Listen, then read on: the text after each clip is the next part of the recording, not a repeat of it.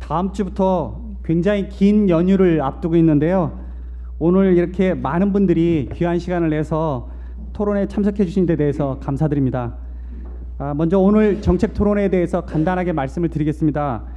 최근 우리나라 경제의 최대 화두 중 하나인 4차 산업혁명 시대를 맞이해서 글로벌 ICT 경쟁의 핵심인 모바일 콘텐츠 산업 생태계의 현주소를 진단하고 미래의 발전 방향을 모색하기 위해서 더불어민주당 4차 산업혁명 신성장 특별위원회 위원장을 맡고 계신 김병관 의원님 주최로 게임, 이러닝, VR 등 주요 콘텐츠 업계를 대표하는 협단체들이 함께 모여서 이렇게 정책 토론회를 마련하게 되었습니다. 다만 오늘 참석자 여러분께 양해의 말씀을 드릴 것은 오늘 이 자리를 주최하신 김병관 의원님이 제19대 대선을 앞두고 갑작스러운 일정으로 참석하지 못하게 되었습니다. 이 점 송구스럽게 생각하고 널리 양해해 주시면 고맙겠습니다. 지금 이 자리에 많은 분들이 참석해 계십니다만 시간 관계상 내빈 소개는 생략하고 바로 행사 시작하도록 하겠습니다. 먼저 본격적인 토론에 앞서서 이 자리를 축하하기 위해서 참석해 주신 더불어민주당의 변재일 의원님의 인사 말씀을 청해 듣도록 하겠습니다. 변재일 의원님은 현재 더불어민주당 통합정부추진위원회 공동위원장과 4차 산업혁명 추진위원회 위원장을 맡고 계십니다. 큰 박수로 맞이해 주시면 감사하겠습니다. 예, 오늘 모바일 콘텐츠 산업 발전을 위한 토론회 진심으로 축하드리고 이제 시급하고도 시의적절한 분야가 아닌가 이렇게 생각합니다. 사실 그 4차 산업혁명을 얘기하면서 많은 분들께서 그 스마트 팩토리 분야에서 인더스트리 4.0을 얘기하면서 실업이 발생할 것이 아니냐, 그 실업에 대해서 어떻게 할 것이냐, 실업으로 인해서 시장에서의 그 유효 수요, 구매력이 떨어지는 경우에 경제가 오히려 후퇴하는 것으로 갈 것이 아니냐 이런 얘기까지 많이 하는데 오늘도 논의했습니다만은 최소한도 그 ICT 분야에서는 모바일 분야가 5G로 급속하게 이전되고 현재까지 보면은 정부가 조금만 노력한다면은 2019년 상반기까지는 5G로 상용화 들어가겠다 이런 상황이고 또 유선 인터넷도 이젠 10기가 시대로 끌고 가겠다 이런 세계로 된다면은 아마 지금도 집에서 전화 걸 적에 유선 전화라는 개념이 있는 것은 거의 없다고 봅니다. 그러니까 집에서 컴퓨터 할 때도 덱스탑 PC화비로 가는 경우도 거의 없어지고 이제는 와이파이를 통해서 그냥 노트북으로 하는 그런 시대가 됐는데 5G가 된다면은 모바일 콘텐츠하고 유선 콘텐츠하고 무슨 차이가 날 것인가 이런 생각도 좀 해봅니다. 그러니까 5G 상태에서 모바일 콘텐츠는 유선 콘텐츠하고 거의 통합되다시피 하면서 새로운 신기술까지 가입된다면 새롭게 폭풍적인 성장을 할 수도 있고 그런 분야의 성장을 배경으로 해갖고 소위 지금 가장 우리가 아파하고 있는 청년들의 일자리도 많이 만들어낼 것이 아닌가 이렇게 보고 있습니다.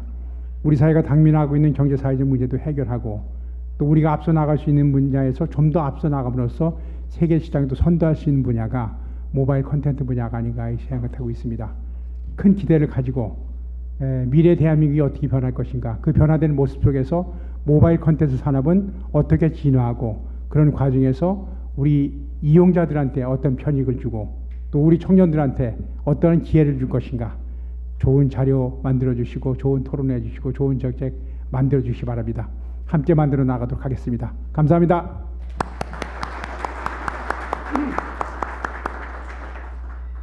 예, 변재일 의원님께 다시 한번 감사 말씀드립니다. 이어서 한국무선인터넷 산업연합회 고진 회장님께서 오늘 행사의 공동 주관 기관인 11개 콘텐츠 협회를 대표해서 축사를 해주시겠습니다. 참고로 고진 회장님께서는 현재 김병관 의원님과 함께 더불어민주당 신성장 특별위원회 공동위원장을 맡고 계십니다.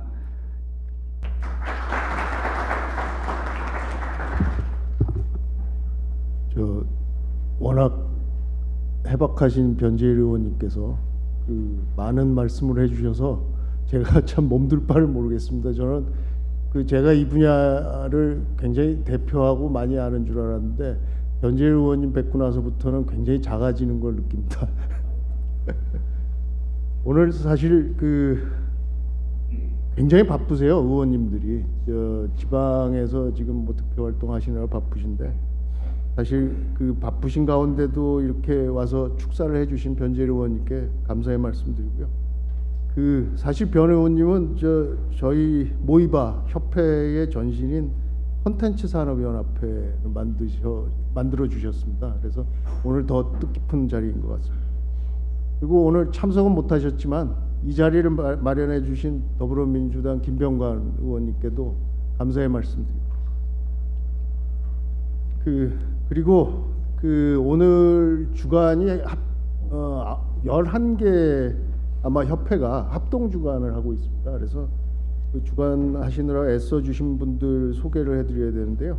모이바를 비롯해서 한국 모바일 게임 협회, 그다음에 한국 스마트 솔루션 컨텐츠 협회, 한국 인터넷 영상 컨텐츠 협회, 한국 애니메이션 산업 협회, 세계 웹툰 협회, 한국 에듀테크 산업 협회, 한국 VR 산업 협회, 차세대 융합 컨텐츠 산업 협회, 한국 컴퓨터 그래픽 산업 협의회, 한국 전파지능 협회 등이 공동 주관해 주셨습니다. 이 협회들의 회장님들 비롯한 그 관계자 여러분께 깊은 감사의 말씀드립니다. 제 축사가 그 자료집에 나와 있는 관계로요. 그 동일한 축사를 하겠습니다. 그동안 우리나라 모바일 컨텐츠 산업은 스마트폰 보급 확산과 함께 지난 10여 년간 지속적으로 성장해 왔습니다. 기존에 온라인 PC 환경에서 이용하던 컨텐츠를 이제는 모바일로 언제 어디서든 즐기고 활용하고 또 정보를 획득하는 그런 스마트한 삶을 살고 있습니다. 이와 같은 삶의 변화가 여기 계신 디지털 및 모바일 컨텐츠 업계 종사자와 관련 전문가분들의 노력과 고민이 있었기에 가능한 일이었을 겁니다. 하지만 그와 같은 양적 성장과는 다르게 산업 발전을 가로막는 여러 문제점들이 있습니다. 국내 모바일 컨텐츠 시장의 경우에는 그 연매출 10억 미만인 기업이 76%고요. 또 고용 인력이 10인 미만인 소기업이 56%를 차지하고 있습니다. 또 반면에 상위 10대 기업의 매출액 합계는 전체 시장의 82.8%에 달합니다. 그래서 컨텐츠 관련 대기업과 중소기업의 격차가 나날이 벌어지고 있습니다. 또한 컨텐츠 기업에 대한 국내 투자가 거의 정체 상태고요. 그 자리를 중국의 거대 자본들이 들어와서 투자를 하고 있습니다. 콘텐츠 유통 시장에서 국내 마켓인 원스토어, 여기 원스토어 이재원 대표님이 와 계신데 원스토어의 비중이 11.8%에 불과하고요. 구글과 애플 등 오픈 마켓이 여러분들 많이 경험하셨겠지만 막대한 영향력을 지금 행사하고 있습니다. 한참 앞서 나가던 한국 모바일 산업의 위상은 언제부터인지 위기를 맞고 있다는 평가가 제기되고 있고요. 지금 우리가 명확한 비전을 갖고 ICT 기술 융합 시대에 적합한 거버넌스와 정책 방향을 도출해야만 합니다. 창의적인 아이디어, 높은 기술력과 인력을 보유하고도 4차 산업혁명을 주도할 수 있는 기회를 놓쳐버릴지도 모르겠습니다. 그래서 차기 정부에서는 글로벌 경쟁 환경에서 다양하고 혁신적인 콘텐츠 기업들이 양질의 콘텐츠를 생산하면서 지속 성장할 수 있도록 건강한 모바일 콘텐츠 산업 생태계를 복원해야 할 것입니다. 한때 우리가 글로벌 모바일 앱 시장에서 1, 2위 하던 시절이 있었습니다. 이제 4차 산업혁명 시대를 대비해서 디지털과 모바일 콘텐츠 생태계 활성화 관점에서 전략적이고 발빠른 정책 추진을 통해서 우리 힘과 의견을 모으면 우리나라 글로벌 콘텐츠 플랫폼이 강화되고 또 경쟁력 있는 디지털 콘텐츠 강국이 될 것이라고 확신합니다. 여러분 귀한 시간 내주셔서 여기 참석해 주셔서 감사하고요. 오늘 많은 걸 서로 토론하고 얻어가는 뜻깊은 시간이 되었으면 합니다. 감사합니다. 예, 그럼 이제 본격적으로 주제 발표를 시작하겠습니다. 먼저 첫 번째 발제인데요. 모바일 콘텐츠 산업 생태계 현주소 진단이라는 주제로 한국인지과학산업협회 권희춘 사무총장께서 발표해 주시겠습니다. 큰 박수로 맞이해 주시면 감사하겠습니다. 안녕하십니까, 권희춘입니다. 따뜻한 봄날에 이렇게 어려운 주제를 가지고 강의를 들어오셔가지고 정말 감사의 말씀을 드리고요. 오늘 일단 또 이 행사를 주관하신 의원님이 안 오셔가지고 많이 이제 힘이 좀 빠지는데 그래도 여기 계신 분들 끝까지 남으셔가지고 좋은 의견도 많이 주시기 바랍니다. 오늘 그 모바일 그 콘텐츠 관련된 산업에 대한 여러 가지 내용에 대해서 여러분들하고 이제 얘기를 할 텐데 저는 그 좀 약간 모바일 콘텐츠가 생성이 돼가지고 현재까지 어떻게 들어왔는지에 대한 생태계에 대해서 진단을 해드리고 앞으로 이제 미래 우리가 모바일 콘텐츠를 할 수 있는 먹거리 산업에 대해 가지고 몇 가지 설명을 드리고 나머지는 또 뒤에 이제 게임 하시는 분이 계시고 뭐 전문가들이 많이 있기 때문에 전체적으로 대해서 한번 물어보시기 바랍니다. 제가 재밌는 거나 갖고 왔는데 여기 뭔지 아십니까?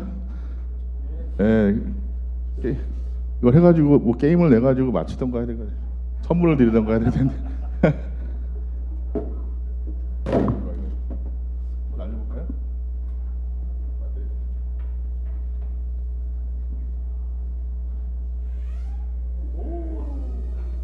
제가 하나도 안 건드리고 있는데요. 제가 하나도 안 건드리고 있습니다. 지금 이게 서 있어요 그냥 가가지고 하나도 안 건드리고 있는데. 이런 기술이 최근에까지는 그 개발되지 않은 새로운 기술입니다.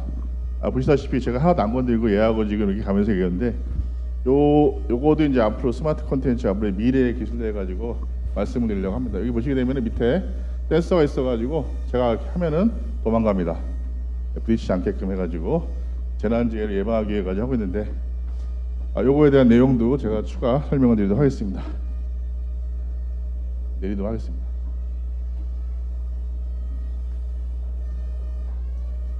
자동으로 내립니다. 자동으로. 박수 한번 쳐주세요. 네. 자, 오늘은 그 뭐 주제에 대해서 좀 말씀을 드리고 재미있는 말씀을 좀 하도록 하겠습니다. 저는 약 한 20년 가까이 멀티미디어 통신 관련된 일을 했습니다. 앞에 계신 우리 신재식 나이파이 본부장님하고 최초로 국내 멀티미디어 콘텐츠라는 말을 처음 만들 때부터 같이 일을 했습니다. 그래서 지금까지 다양한 분야의 사업도 하고 있고 보고서도 만들어내고 있는데 제가 이제 박사과정 때 우연찮게 여기 멀티미디어 콘텐츠 진흥센터의 연구원으로 들어가가지고 6개월 동안 멀티미디어 콘텐츠 5개년기라고 하는 보고서를 써가지고 그때 인연으로 현재까지 이쪽 분야 일을 하고 있습니다. 지금은 여러분 잘 아시는 그 딥러닝이라고 하는 인공지능 분야의 그 강화학습, 뭐 겐 이런 쪽 관련된 일을 하면서 드론에다가 여러 가지 그 사람과 똑같은 일을 할 수 있는 인공지능 소프트웨어를 개발하고 일을 하고 있습니다.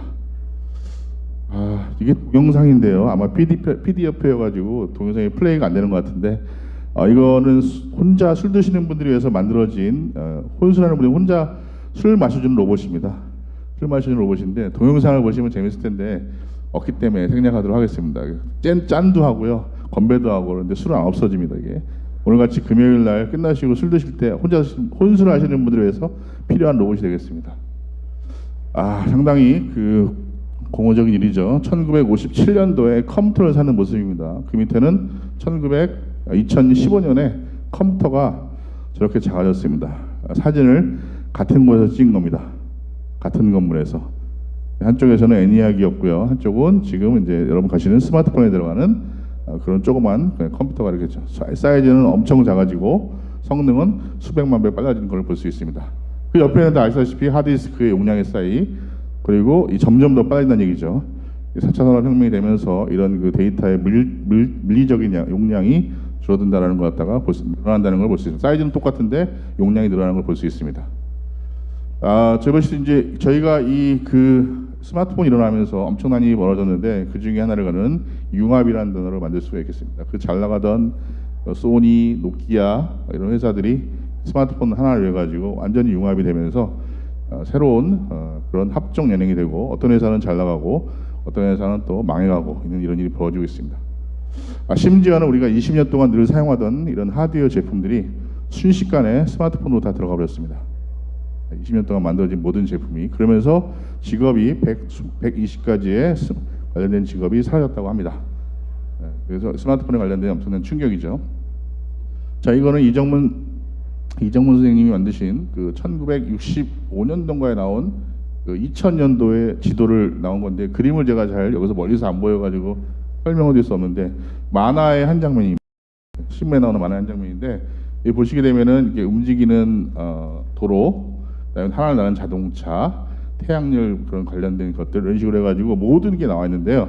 거의 다 구현이 됐습니다. 30년 만에 모든 게 다 이 만화에서 우리가 상상했던 일이 다 구현이 됐던 내용이고요. 자, 요거는 최근에 이분께서 또 2041년은 어떻게 될 것인가를 갖다가 만화로 그린 그런 내용입니다. 여러 가지 환경, 뭐 재난재 나오고요, 드론도 나오고, 인공위성도 나오고, 그다음에 우주 관련된 생태계 관련된 내용도 나오는 내용입니다.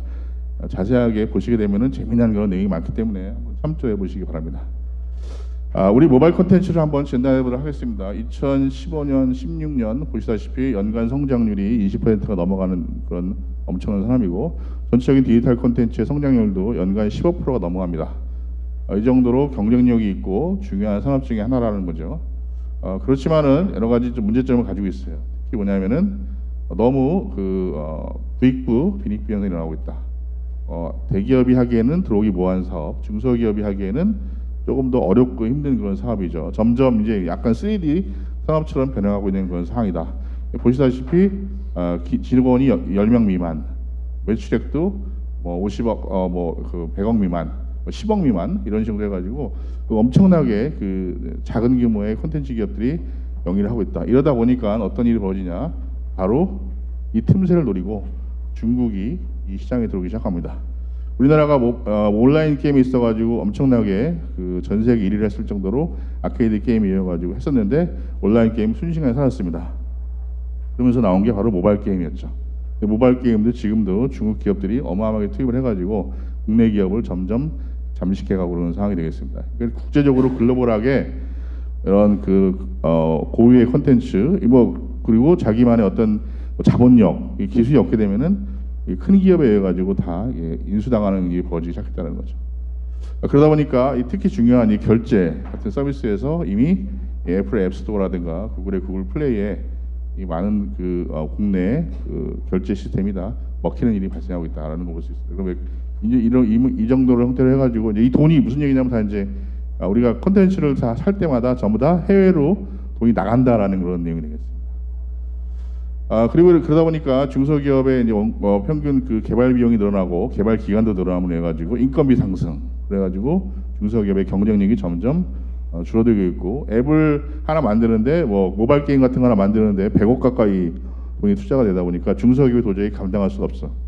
아이디어는 좋고 젊은 친구도 있는데 이 돈을 자기가 어쩔 수 없이 중국 자본에다가 기업을 넘겨야 되는 그런 어려운 일이 발생하고 있다는 얘기 되겠습니다. 그러다 보니까 이제 새로운 사람을 모색합니다. 모바일 콘텐츠 분야에 위기가 있다라고 하게 되면 분명히 새로운 기회가 있을 것으로 예상하고 있고, 아시다시피 지금 새로운 형태의 다양한 형태의 새로운 기술이 나오고 있다. 새로운 높아져야 되는데 이게 글씨가 잘 안 보여서 그러는데 자금을 조달할 수 있는 경로를 갖다가 좀 더 파악해야 되고, 그리고 여러 가지 애로사항, 특히 전문 인력에 대한 부족, 그리고 아이템에 대한 여러 가지 새로운 아이디어를 확보하기 위한 그런 것들, 이런 것들이 중요한 이슈로 작용합니다. 특히 아무래도 인력적인 수급이 가장 큰 문제가 되겠습니다. 우리 대권 후보들께서 TV 토에 나와가지고 가장 첨예하게 얘기하는 것 중에 하나가 100만 명의 일자리를 만드냐 말 거냐라고 하는데, 모 후보는 4차 생명 시대에는 그것이 가능하다라고 할 정도로 정말 제가 보기에는 가능할 것 같아요. 4차 생명 새로운 여러 가지 형태로 해가지고 다양한 형태의 인력이 양성될 것으로 예상을 하고 있습니다. 그리고 이제 모바일 산업이 좀 더 확장하게 되게 되면은 보시다시피 새로운 형태의 산업하고 이게 합쳐지는 이런 일이 벌어질 것이다. 이 대표적인 게 바로 IoT라고 하는 사물 인터넷 관련된 산업, 그리고 인공지능 관련된 산업. 오늘 여기 와 계시지만 또 VR, AR 관련된 산업, 이런 식으로 융합 콘텐츠 관련된 산업, 지능형 로봇 사업, 이런 산업적으로 이 모바일 콘텐츠가 전이가 될 것으로 예상하고 있습니다. 제가 좀 전에 보여드렸던 드론 하드웨어 만드시게 되면요, 이 회사의 제품은 프랑스 제품입니다. 프랑스에서 연구소에서 개발만 하고 있고요, 제작은 전부 중국에서 하고 있습니다. 가격도 15만 원, 20만 원밖에 안 되는데 거기에 들어가는 센서 기술, 소프트웨어 기술이 탑재됨을 해가지고 이 드론의 용도라든가 가격이라든가 경쟁력이 점점 높아지는 겁니다. 이제 앞으로는 이런 4차 산업 시대는 타 산업하고 융합이 되지 않고서는 절대로 이제 살아남을 수 없다라는 게 주요 장점이 되겠습니다. 한 10년 전에 일이 되겠습니다. MB 정권 때 아시다시피 우리나라가 스마트폰이 미국에서 애플이 가지고 나왔는데 우리나라는 2년 후에 이 애플이 국내에 들어왔습니다. 캄보디아보다도 더 늦게 79번째로 이제 애플이 들어오면서 이 모바일 관련된 컨텐츠에 대한 인식을 상당히 늦게 했는데 그거에 대한 그 원인 자체가 우리나라에서는 그 당시 3개 통신사가 플랫폼을 갖다가 공통으로 하자는 위피 전쟁을 일으키고 있었습니다. 그래서 위피를 서로 위피를 공통 플랫폼 만들자고 했는데 그 한 3년 동안 얘기하다가 다 이제 폐기돼 버렸죠. 안드로이드가 오늘 들어오면 해가지고 순식간에 모든 제품에다 안드로이드가 깔리고 거기에 올라가는 컨텐츠 개발 회사들이 했는데 이미 한 2년 정도 늦었습니다. 뭐 그런 여러 가지 사례에 대해서 좀 설명드리다 보게 되면 이제 이게 책에 나오는 내용 중에 하나인데 앤디 루빈이라는 사람이 2004년에 한국의 삼성을 방문하고 LG를 방문했다고 합니다. 그런데 감독께서 오셔가지고 너네 회사 몇 명이냐를 8명이밖에 없다니까 우리는 모바일 컴퓨터 소프트웨어 만드는데 2,000명이 만들고 있다라는 식으로 해가지고 망신을 줘가지고 내쫓은 일이 여기 언론에 이제 이렇게 공급이 된 겁니다. 나중에 야기된 내용인데 그러면 해가지고 바로 앤디 루빈이 구글에 인수가 되면서 안드로이드를 갖다가 우리가 택할 수 있는 그런 기회를 잃어버리는 그런 상황이 있습니다. 이게 만약에 조금이라도 그 공무원이라든가 이런 좀 앞을 보고 내다봤으면 지금은 모든 스마트폰의 90%가 전부 안드로이드를 쓰고 있거든요. 그 당시 만약에 안드로이드를 빨리 채택을 하고 거기에 컨텐츠 기업을 많이 양성했으면 아마 국내가 전 세계 모바일 컨텐츠의 메카가 되지 않았을까라고 할 정도로 합니다. 지금 한 260만 개의 앱이 있습니다. 그리고 모든 산업을 아까 말씀드렸듯이 다 모바일로 다 하고 있습니다. 제가 최근에 이제 탄자니아를 다녀왔는데요. 아프리카가 되게 못 사는 것 같죠. 그런데 거기는 우리는 유선을 깔으라고 정신없을 때 거기는 무선을 깔았습니다. 그래가지고 탄자니아에 있는 그 못 사는 것 같은데 돈 있는 사람들은 전부 모바일로 콘텐츠를 보고 다 즐기고 있습니다. 인터넷도 모바일이 더 빨라요. 유선을 까는데 돈이 너무 많이 들어가니까 아예 유선을 없애버리고 바로 모바일로 하면서 모바일 콘텐츠 산업을 육성하기 시작한 겁니다. 제가 실제로 킬리만자로 산에 가가지고 핸드폰을 켜가지고 국내에 있는 사람하고 페이스북 통화를 했습니다. 페이스 통화를 했습니다. 카카오톡으로. 하나도 끊임없이 깨끗하게 다 보입니다. 모바일인데 그 킬리만자로 산 거기서 그냥 휴대폰으로 해가지고 바로 생방을 했습니다. 생방을. 그러면 이래가지고 우리가 그 여러 가지 위피가 뭐 얻은 점도 많이 있지만 한 80% 정도는 우리가 약간 좀 간과하지 않았나. 이때 좀 더 많은 그 공무원이라든가 이런 정책 위반자 여기 협회에 계신 분들께서 좀 더 강력하게 얘기를 해가지고 공개 소프트웨어 그리고 또 이 모바일 플랫폼에 대한 이런 얘기를 많이 주셨으면은 여러 가지 좋은 국내가 모바일 분야에서 1등할 수 있는 그런 기회를 놓쳤다라는 게 아쉽습니다. 이제 앞으로는 또 기회가 있습니다. 아시다시피 지금 여러 가지 국내 제가 며칠 전에 또 이제 심사를 가보니까 젊은 기업들이 아주 다양한 형태의 로봇을 많이 만들고 있고 이 모바일 연계되어 있는 네트워크 연계되어 있는 다양한 제품들을 설계를 하고 있습니다. 이게 지금 MIT에서 만들려고 하는 바로 로봇이 되겠죠. 지보라고 하는 로봇이 되겠고 국내에 또 이런 국내 기업이 또 로봇을 만들어 가지고 샌호세 공항에서 안내용 로봇을 만들고 있는데 이걸 저희가 이제 경찰에다가 한번 도입을 했어요. 경찰서 가게 되면 어렵고 힘든데 이런 걸 갖다 놓고 포도리 보장을 한 다음에 앞에서 안내를 해주면은 사람들이 쉽게 경찰서에 가가지고 민원 업무를 볼 수 있지 않냐라고 해가지고 했던 그런 내용이기도 하고요. 페퍼는 아시다시피 지금 국내에서 지금 와가지고 한글화 작업을 하고 있고 일본에서는 이미 이 노인분들의 독거 노인들을 위해 가지고 페퍼가 보급이 되고 있는 상황이 되겠습니다. 여기에 들어가는 다양한 네트워크 콘텐츠가 필요하다고 말씀을 드릴 수가 있겠습니다. 자, 이 사진은 무슨 사진처럼 보이십니까? 군대 갔다 오신 분은 알겠지만은 군대 가기 전에 신병훈련소에 가가지고 열심히 훈련을 해야 되는데 그 기간이 최소 6주 또 완전히 스킬풀하게 군대에 적응하기 해가지고 약 1년 가까이 들어갔는데 이 친구들은 단 한 달 만에 이렇게 완전히 전투 능력이 배가 되어 있는 전투원을 만드는 그런 VR 게임이 되겠습니다. 게임을 통해 가지고 완벽한 군인으로 만들어지는 그런 내용인데 실제 이걸 해가지고 뭐 적진의 어떤 모습을 그대로 상황을 만들어 가지고 훈련하는 그런 모습이 되겠습니다. 자, 앞으로는 인공지능 형태의 그 새로운 세상이 올 것이다라는 내용이 되겠고 요새는 그 화두가 되고 있는 바로 학습을 하는 그런 로봇, 학습을 하는 새로운 형태의 인공지능의 기술이 되고 있다. 그래서 최근 그 딥러닝 관련된 내용이 하고 있습니다. 이것도 이제 소피아라고 하는 로봇이 되겠고 마치 앵커하고 대화를 하듯이 하면서 학습을 하고 언어를 학습해주는 그런 로봇의 한 모습이 되겠고요. 다 이제 영상물이 되어 있는데 GIF로 다 이게 PDF로 되다 보니까 잘 보이지가 않습니다. 저희가 최근에 이제 디지털 콘텐츠 관련된 보고서를 쓰면서 예전에 우리 세컨드 라이프라고 하는 그런 내용을 한 적이 있지 않습니까? 우리가 가상세계를 산다. 이제는 가상세계를 뛰어넘어 가지고 실제와 똑같은 세상을 만들어주는 서드 라이프라고 하는 세상에 대해서 제안했습니다. 이 컨텐츠가 앞으로 이 서드 라이프 세상을 만드는 거예요. 아까 보셨듯이 군인이 군대를 가는데 6개월 걸려 동안 해야 될 일을 갖다가 단 한 달 만에 완전히 훈련시켜 내본다든가, 현실하고 사이버 공간을 왔다 갔다 하면서 뭐 교육이라든가 훈련이라든가 그런 산업을 갖다 이끌어주는 이 서드 라이프에 대한 내용도 썼습니다. 이게 아마 이런 내용들이 그 앞으로 기술되지 않을까 그런 내용이고요. 최근에는 또 이런 그 VR 기술을 이용을 해가지고 아니면 인공지능 기술을 이용해가지고 이 범죄를 미리 예측해주는 이런 컨텐츠 개발도 새롭게 되고 있는 그 영역이 되겠습니다. 이거는 뭐 영화의 한 장면인데 이게 원래 이제 페이스북을 모델로 해가지고 만들었다고 합니다. 그 펜타곤에서 그 제이슨 본을 갖다 추적하는데 전 세계에 있는 페이스북을 연결시켜 놓으니까 이 친구가 스페인 광장에 있는 거, 마드리드 광장에 있는 것을 바로 알아내는 얼굴 인식을 통해 가지고 해주는 영화의 한 장면입니다. 다 동영상인데 지금 동영상 임팩트가 좀 없습니다. 동영상이 없다고 있네요. 이러다 보니까 이제 앞으로 미국은 엄청난 그 뭐 엄청나게 큰 지금 항공모함을 끌고 왔듯이 이렇게 하늘을 나르는 항공모함도 만들어 가지고 전 세계를 지배하지 않을까. 이게 이제 앞으로의 미래의 모습이겠죠.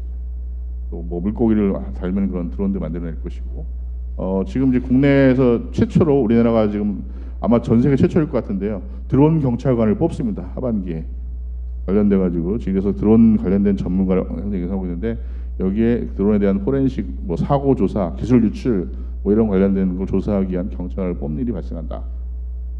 미래에 우리의 안전을 지켜주는 이런 드론 순찰대 모습이 되겠습니다. 드론에 대한 여러 가지 실종 대책한다든가 하는 내용들이고요. 이게 이제 앞으로 장비가 조만간에 경찰청에 구입돼가지고 하는 내용이 되겠고요. 이거는 VR이 장착되어 있는 그런 드론이 되겠습니다. 그래서 3차원으로 영상을 만들어주는 그런 관련된 드론이 되겠고, 기회가 되면은 인공지능이라든가 이런 쪽에 관련된 재미난 얘기를 많이 좀 말씀을 드렸으면 좋겠습니다.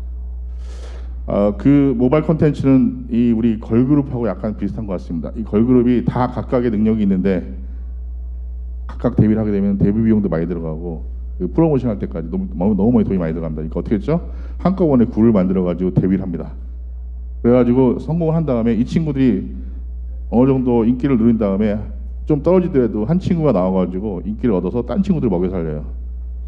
모바일 콘텐츠 분야도 만약에 저희가 뭐 영화, 영상, 뭐 게임, 뭐 다양한 분야가 있지 않습니까? 이쪽 분야에서 경쟁력을 키우다가 한 분야가 어렵더라도 예를 들어 만약에 드론 분야, 뭐 AI 분야에서 우리가 성공했다. 근데 우리나라를 다 먹여 살릴 수 있는 그런 분야의 경쟁력이 되지 않을까라고 해가지고 뭐 빗대어서 말씀드린 내용이 되겠고요. 앞으로 그 3년 안에 새로운 신정부가 들어오게 되면은 사물인터넷 분야라든가 VR, 드론, AI 이런 분야의 시장 규모가 현재보다 약 5배 이상 커질 것으로 예상을 하고 있습니다. 그리고 모든 미디어는 다 사물인터넷 환경에서 다 바뀔 것이다라는 내용이 되겠고요.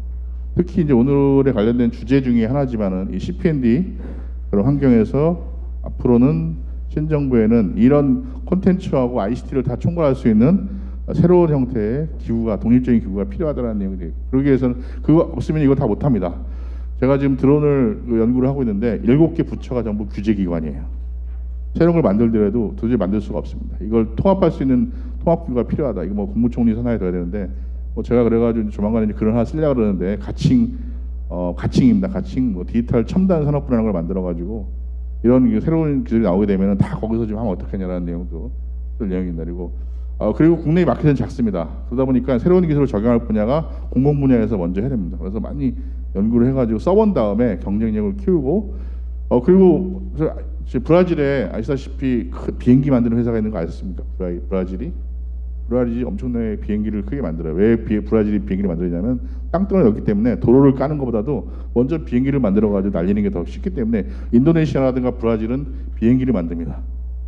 마치 아프리카가 유선을 까기 너무 머니까 무선 인터넷 하듯이 그 필요에 의해서 우리가 그 수요에 의해서 새로운 산업을 만드는데 처음에 비행기를 만들면요 외국에 살지 않잖아요. 인도네시아 비행기를 누가 삽니까? 브라질 비행기를. 그러니까 공공에서 다 사주는 거예요. 점점. 그래가지고 경쟁을 엄청 키워가지고 20, 30년 후에는 전 세계에다 물건을 팔 수 있는 그런 기업으로 키우는 역할을 합니다. 앞으로 4차 산업혁명 시대에는 ICT 경쟁력에 위해서는 이런 융합된 형태의 콘텐츠가 꼭 필요하다는 내용이고 그걸 하기 위한 거버넌스 그런 구조가 꼭 있어야 된다고 하고 있습니다.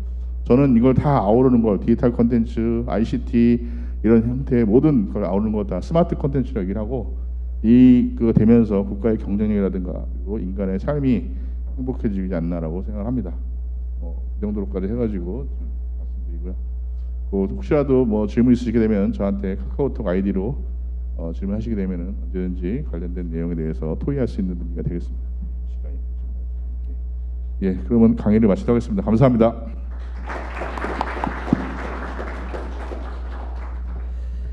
예, 발제에 대해서 질의가 있으신 분들은 나중에 저희가 종합토론 시간에 질의하실 수 있도록 시간을 드리겠습니다.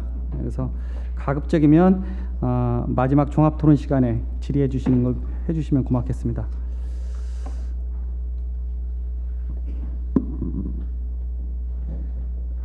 이어서 두 번째 발제를 듣도록 하겠습니다.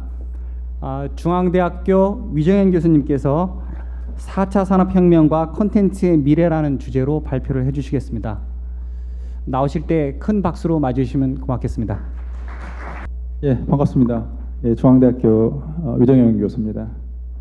그래서 오늘 이제 제가 말씀드릴 내용 자체는 4차 산업혁명이라는 것과 한국의 이제 콘텐츠가 어떻게 결합을 해야 되는가 하는 내용을 중심으로 해서 말씀을 드리겠습니다.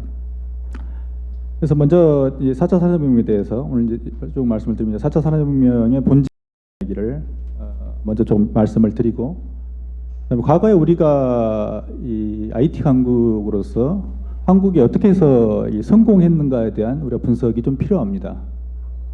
지금 4차 산업혁명에 대한 이슈가 나올 때 지금 또한 굉장히 우려스러운 어떤 하나의 흐름은 굉장히 어떤 유행처럼 4차 산업혁명에 대해서 우리 한국이 그걸 빨리 받아들여야 된다는 당위론적인 이야기가 너무 좀 많이 있습니다. 오늘은 거기에 대해서 과거에 우리가 IT 강국으로서 한국이 어떻게 성공하게 됐었는가 하는 것들을 이야기를 하고, 그리고 마지막으로 어떤 우리가 전략적인 선택을 할 수 있는가 이런 것들에 대해서 말씀을 좀 드리겠습니다.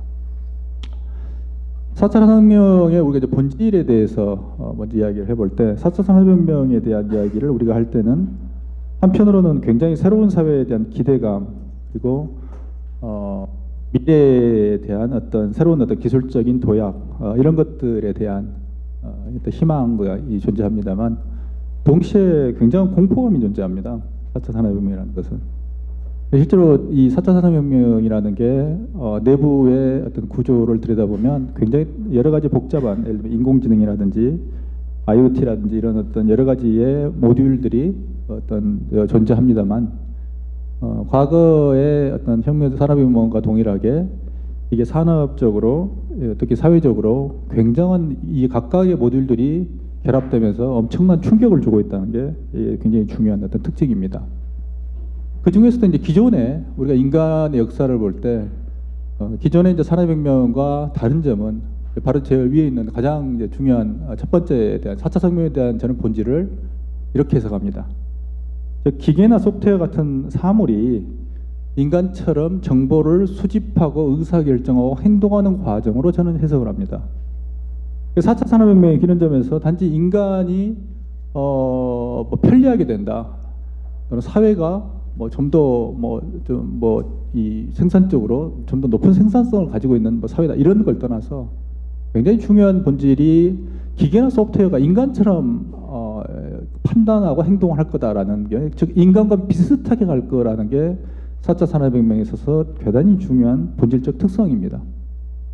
4차 산업혁명의 이전을 보게 되면 결국에 기계하고 소프트웨어라는 것은 인간의 제어를 받고 인간의 행동을 결정했습니다. 그것과 달리 4차 산업혁명에서는 결국에는 하나의 기계와 소프트웨어라는 사물이 인간화되는, 즉 인간처럼 뭔가를 판단할 수 있는 가능성, 인간과 같은 의사결정을 할 수 있는, 의식을 가질 수 있는 그런 가능성들이 열렸습니다. 그래서 이러한 어떤 특성은, 본질적 특성은 우리에게 있어서 굉장히 중요한 기회를 줌과 동시에 사회 전체에 대해서 굉장히 충격을 주는 것입니다. 또 하나 4차 산업혁명에서 대단히 이제 중요한 특성 자체가 가상과 현실의 결합에 의해서 제3의 세계가 등장하고 있다는 것입니다. 지금까지 제1의 세계는 현실의 세계였습니다. 우리가 지금 앉아있는 이러한 공간이, 물리적 공간이 현실의 세계입니다. 거기에 비해서 제2의 세계는 예를 들면 온라인 게임이라든지 세컨 라이프 같은 하나의 가상의 세계는 허구의 세계였습니다. 완전히 관계가 없는, 가상은 가상이고 현실은 현실이었습니다. 근데 지금 우리가 직면하고 있는 4차 산업혁명이 만들어내는 하나의 세계는 가상과 현실이 혼합된, 뭐가 현실이고 뭐가 가상인지 구별이 안 되고, 때로는 현실 위에 가상이 입혀지는 경우도 있고, 그게 AR이죠. 또는 가상의 현실이 연결되는 경우도, 즉 가상을 손을 대면 가상을 뭔가 액션을 주거나 누르거나 하면 현실이 변화할 수 있는, 그래서 두 가지의 세계가 정확하게 구별이 안 되는, 이게 새로운 어떤 세계의 특성입니다. 특히 인간과 로봇, 또 인간과 AI, 최근에 이제 우리 알파고 이후에 이런 굉장한 충격을 인간 사회, 우리 한국 사회가 특히 받았습니다. 이세솔 구단이 패배한 데 대한 충격이 컸습니다만, 결국에는 로봇이라든지 AI가 등장하면서 우리에게 이제 인간에게 더 던지는 질문이 있습니다. 즉 가치를 증명하라는 것입니다. 지금까지 인류 역사상 기계가 또는 소프트웨어가 인간에게 이걸 요구한 적이 없었습니다. 가치를 증명하라. 즉 인간과 예를 들면 로봇과 AI가 인간보다 훨씬 더 가치가 있는, 예를 들면 노동에 있어서 또는 훨씬 더 높은 가치를 생산할 수 있는 가능성이 이미 열려 있기 때문에, 예를 들면 의료에 있어서 왓슨 같은 게 그런 케이스입니다. 왓슨 같은 경우는 인간보다 훨씬 더 이 오차, 즉 에러의 오진의 확률이 인간의 3분의 1에 불과했다는 게 이미 지금 현재 수준에 밝혀져 있기 때문에, 그다음에 모든 그 판독하는 의사들에게 지금 던지는 겁니다. 왓슨보다 인간이 낫다는 걸 증명을 해보시오라고 하는 그 존재 가치에 대한 의문입니다.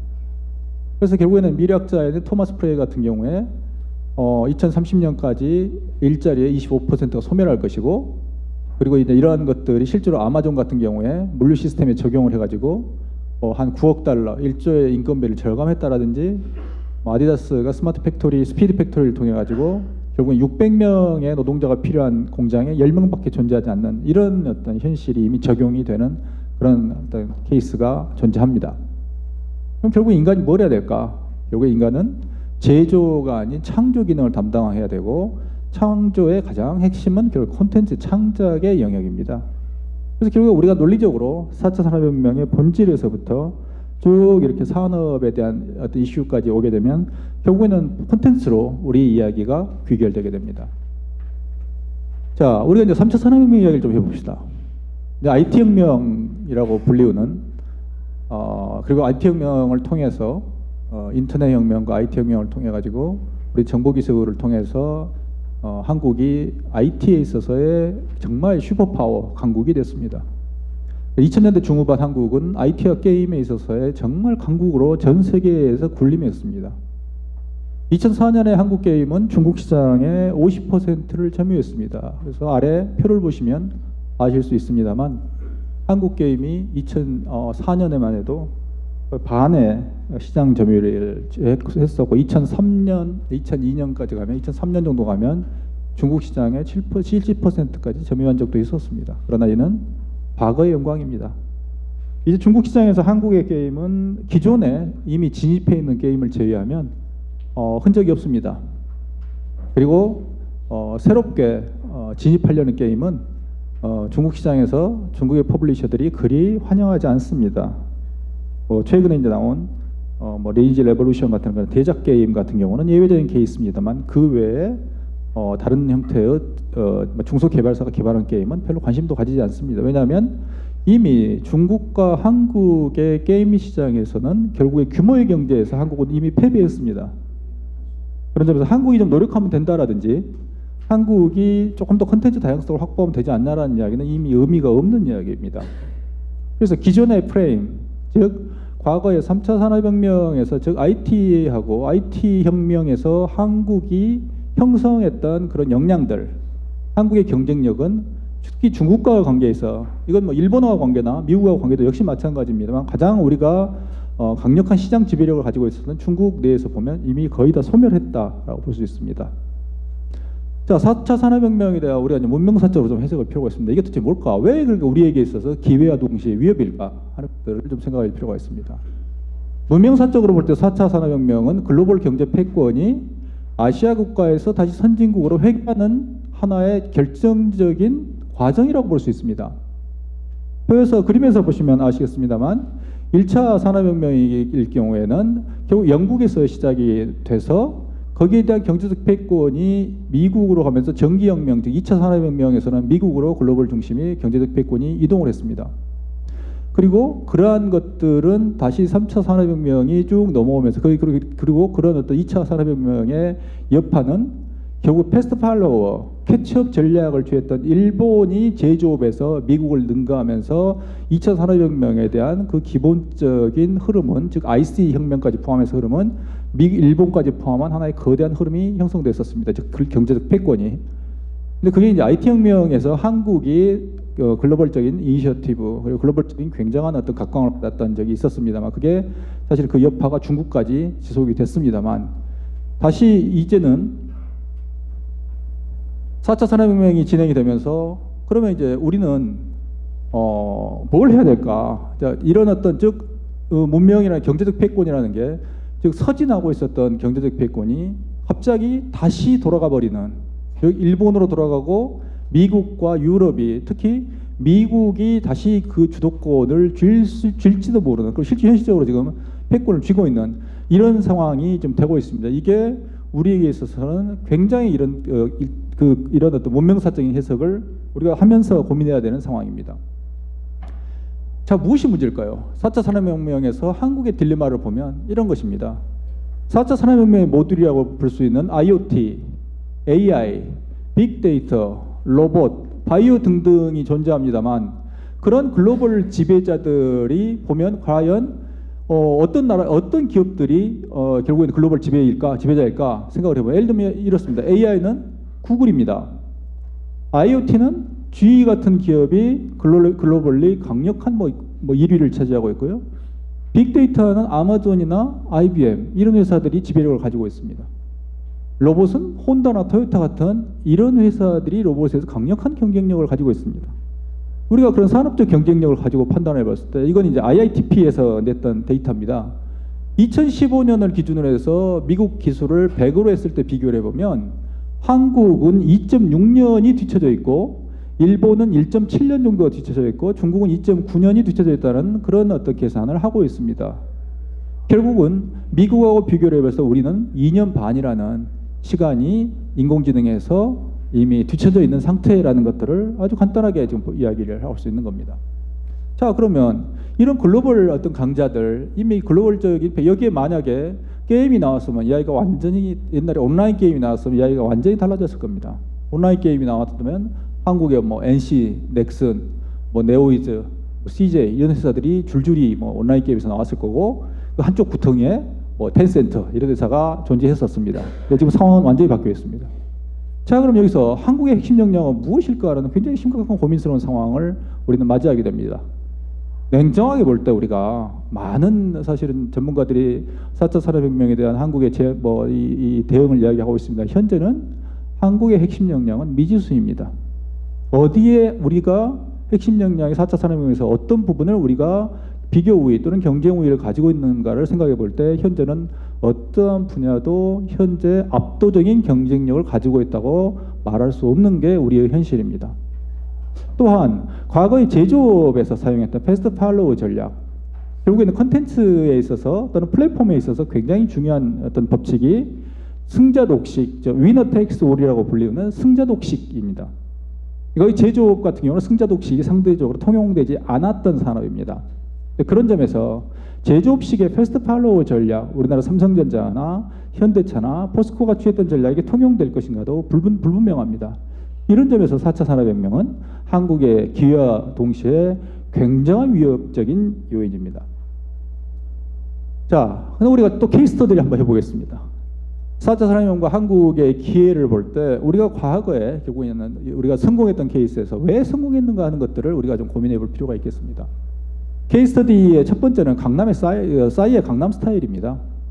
강남의 싸이의 강남 스타일은 보면 유튜브 사상 최초로 25억 뷰를 달성했던 엄청난 성공작입니다. 그리고 이건 싸이는 한국의 존재, 즉 한류라는 어떤 문화적인 저력을 전 세계에 정말 유감없이 보여주었던 대단히 놀라운 사실은 작품입니다. 근데 결국에는 누가 뭐래도 싸이의 강남 스타일이라는 것은 유튜브라는 플랫폼하고 콘텐츠가 결합되었기 때문에 가능한 작품입니다. 즉 유튜브라는 하나의 글로벌 플랫폼이 있었고 콘텐츠가 즉 강남스타일이라는 콘텐츠 두 개가 결합이 됐기 때문에 25억 뷰를 달성하는 게 가능했지 예전처럼 CD롬으로 배포가 되거나 아니면 뭐 몇 가지 뭐 비디오로 그걸 복사해서 하고 이건 뭐 거의 뭐 불가능한 숫자입니다. 즉 그런 점에서 한국이 강한 콘텐츠를 제대로 만들 수 있다면 그리고 그 플랫폼에 제대로 그 플랫폼의 파워하고 결합이 된다면 이런 정도의 폭발력을 가질 수 있다는 것을 보여주고 있습니다. 두 번째는 케이스 스터디를 또 온라인 게임의 케이스입니다. 또는 웹툰의 케이스입니다. 웹툰이 제2의 온라인 게임처럼 갈 가능성을 이미 가지고 있습니다.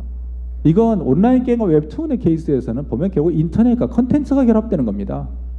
우리가 사실 과거의 콘솔과 PC 게임에서는 한국은 거의 경쟁력 제로인 상태였습니다. 왜? 뭐 과거에 일본의 콘솔 소니라든지 닌텐도 같은 그런 회사들은 한국의 콘솔 게임 개발사들을 만나주지도 않았습니다. 하지만 이런 것들이 온라인 게임이라는 즉 하나의 플랫폼과 비즈니스 모델과 기술적 혁신이 일어나면서 즉 인터넷을 기반으로 한 콘텐츠가 개발이 되면서 우리는 일본이나 미국과 즉 콘솔 게임과의 경쟁력, PC 게임과의 경쟁력을 한 방에 뒤집을 수 있는 그런 중요한 우리가 방법을 찾았던 것입니다. 자, 그렇다면 우리가 결론적으로 이제 정리해 보면 한국 콘텐츠 산업의 성공이라는 것은 ICT 기술하고 콘텐츠의 결합에 있다는 결론을 쉽게 내립니다. 즉 우리 한류라고 또 불리기도 합니다만 우리나라 콘텐츠 산업이라는 것은 이 두 개가 분리해서는 절대 이야기할 수가 없습니다. 그래서 과거처럼 이런 ICT 기술이라는 기술 혁신이 없이는 콘텐츠라는 것은 지금도 우리는 니치 시장에 머물러 있을지도 모릅니다. 그러면 한국이 4차 산업혁명을 주도하기 위해서는 성공의 공식은 뭐냐면 결국에는 4차 산업혁명이라는 기반 기술 그리고 플랫폼과 콘텐츠의 결합이 결정적으로 중요하다는 하나의 성공의 공식을 그대로 우리는 적용할 수가 있게 됩니다. 자, 여기서 세 가지 전략에 대해서 이야기를 해보겠습니다. 첫 번째는 온라인과 오프라인에서의 융합에 대한 전략입니다. 이건 이제 우리가 일본의 닌텐도가 가지고 있었던 포켓몬이라는 IP를 해서 또는 우리가 포켓몬의 성공 케이스에서 나이엔테에게 우리는 이 시사를 전략을 도출할 수 있습니다. 그래서 예를 들면 포켓몬 같은 경우는 뭐 AR 기반의 모바일 게임이고 출시 6개월 만에 뭐 1조의 매출을 뭐 기록했던 정말 놀라운 게임입니다. 사실 게임 그 자체도 그렇게 대단한 게임이 아닙니다. 아래 이제 그림에서 보셨던 건 이건 제가 잡은 피카츄입니다. 예. 제가 이거 피카츄를 학교에서 토요일 날 나와서 제가 MBA 수업을 마치고 피카츄가 우연히 발견이 돼서 이 피카츄를 잡느라고 제가 정말 피와 땀과 눈물과 이게 혹시 사라지지 않을까 그래서 정말 필사적으로 잡았습니다. 그리고 이걸 잡는 순간 페이스북에 올려서 모든 페이스북 친구들에게 자랑을 했습니다. 그리고 박사 논문 받을 때보다 더 행복합니다. 박사학위 받을 때보다 이런 이야기를 했는데 정말 행복했습니다. 이거. 그랬더니 어떤 교수님이 제 페이스북에 한마디 딱 올리셨더라고요. 지금 그 포켓몬이 이벤트 기간이라 피카츄가 널려 있습니다. 뭐 지금 몇만 마리 널려 있는 것 같은데 그중 한 마리 잡으신 것 같네요. 나는 그래서 제가 정말 아마 그 교수님하고 좀 인연을 끊어야 될 저의 동심에 상처를 주었던 아주 그런 얘기. 근데 저는 어쨌든 이게 너무 행복했습니다. 이게. 그래서 이제 다음 단계로 가면 이제 AR과 그래서 사실 뭐 어떤 게 기술이 AR 플러스 게임 IP 그리고 닌텐도의 포켓몬 피카츄라든지 포켓몬 IP죠. 그다음에 LBS입니다. 위치 기반. 그래서 사실은 이건 포켓몬의 케이스를 보면 이건 게임의 성격이라기보다도 IP하고 LBS의 성격이 굉장히 강합니다. 그래서 게임 개발보다도 위치 기반의 기술 이게 사실 훨씬 더 중요한 이슈가 돼버립니다. 그런데 이런 어떤 게임 IP라는 즉 포켓몬이라는 이런 어떤 유명 IP를 가지고 AR이라고 LBS 같은 어떤 이런 기술적인 간단한 기술을 결합해가지고 결국에는 글로벌 대박을 터뜨렸다는 이게 이제 중요한 포인트고요. 그럼 결국 다음 단계로 우리가 생각할 수 있는 건 뭐냐면 AI하고 IoT의 결합 가능성이 우리는 이미 예상할 수 있습니다. 예를 들면 포켓몬이 결국은 AI가 결합된 상태의 포켓몬이면 인간과 훨씬 다이내믹하게 뭔가 대전할 수 있습니다. 다음 이제 두 번째 전략으로 우리가 볼 수 있는 게 콘텐츠하고 콘텐츠의 융합입니다.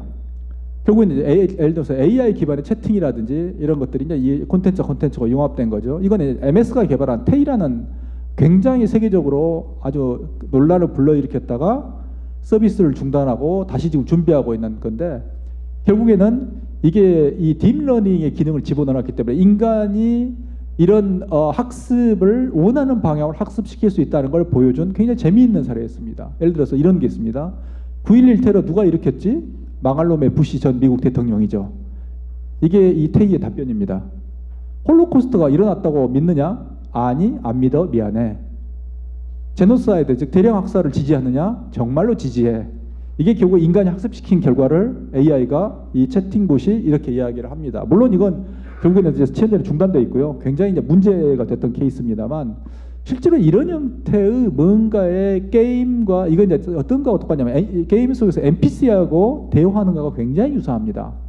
그러면 이런 어떤 다양한 형태, 이런 어떤 실제로 채팅이라는 어떤 또는 우리가 일상적인 채팅이라는 내용 플러스 형식에 있어서의 게임의 인터랙션의 형식, 이런 걸 집어넣어놨다고 이제 볼 수 있는 거죠. 옆에 보시는 그림은 제가 2000년대 중반, 그러니까 2006년, 7년 이경에 세컨 라이프라는 가상 세계를 이용해서 플랫폼으로 했고요. 제가 학생들하고 수업을 하고 있는 장면입니다. 여기 있는 요새 많이 보던 아저씨가 접니다. 이 아바타가. 그리고 이 학생들은 다 이 여기 있는 아바타들 제 학생들입니다. 학생들이 소니의 소니 뮤직의 어떤 비즈니스 모델을 같이 이제 토론하는 이런 장면입니다. 그럼 결국은 컨텐츠 중합이라는 게 뭐냐면 AR이나 VR이라는 컨텐츠하고 게임과 교육, 또는 AR, VR 컨텐츠하고 교육과 AI를 결합하는 다양한 형태의 컨텐츠가 융합이 중요하고 가능하다는 이야기입니다. 두 번째는 컨텐츠와 컨텐츠 융합에서 또 하나 우리가 이야기할 수 있는 게 AR과 광고, 게임 이런 요소를 결합할 수 있다는 겁니다.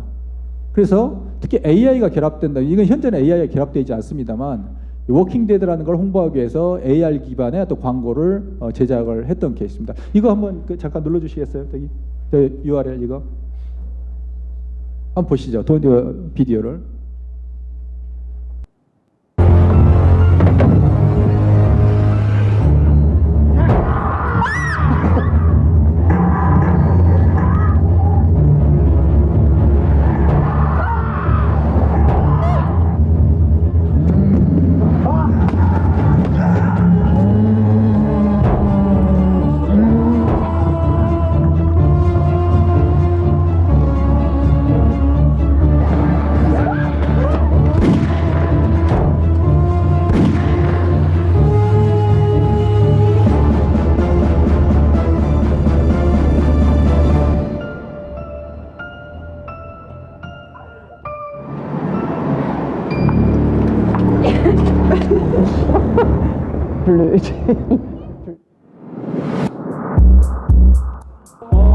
됐습니다.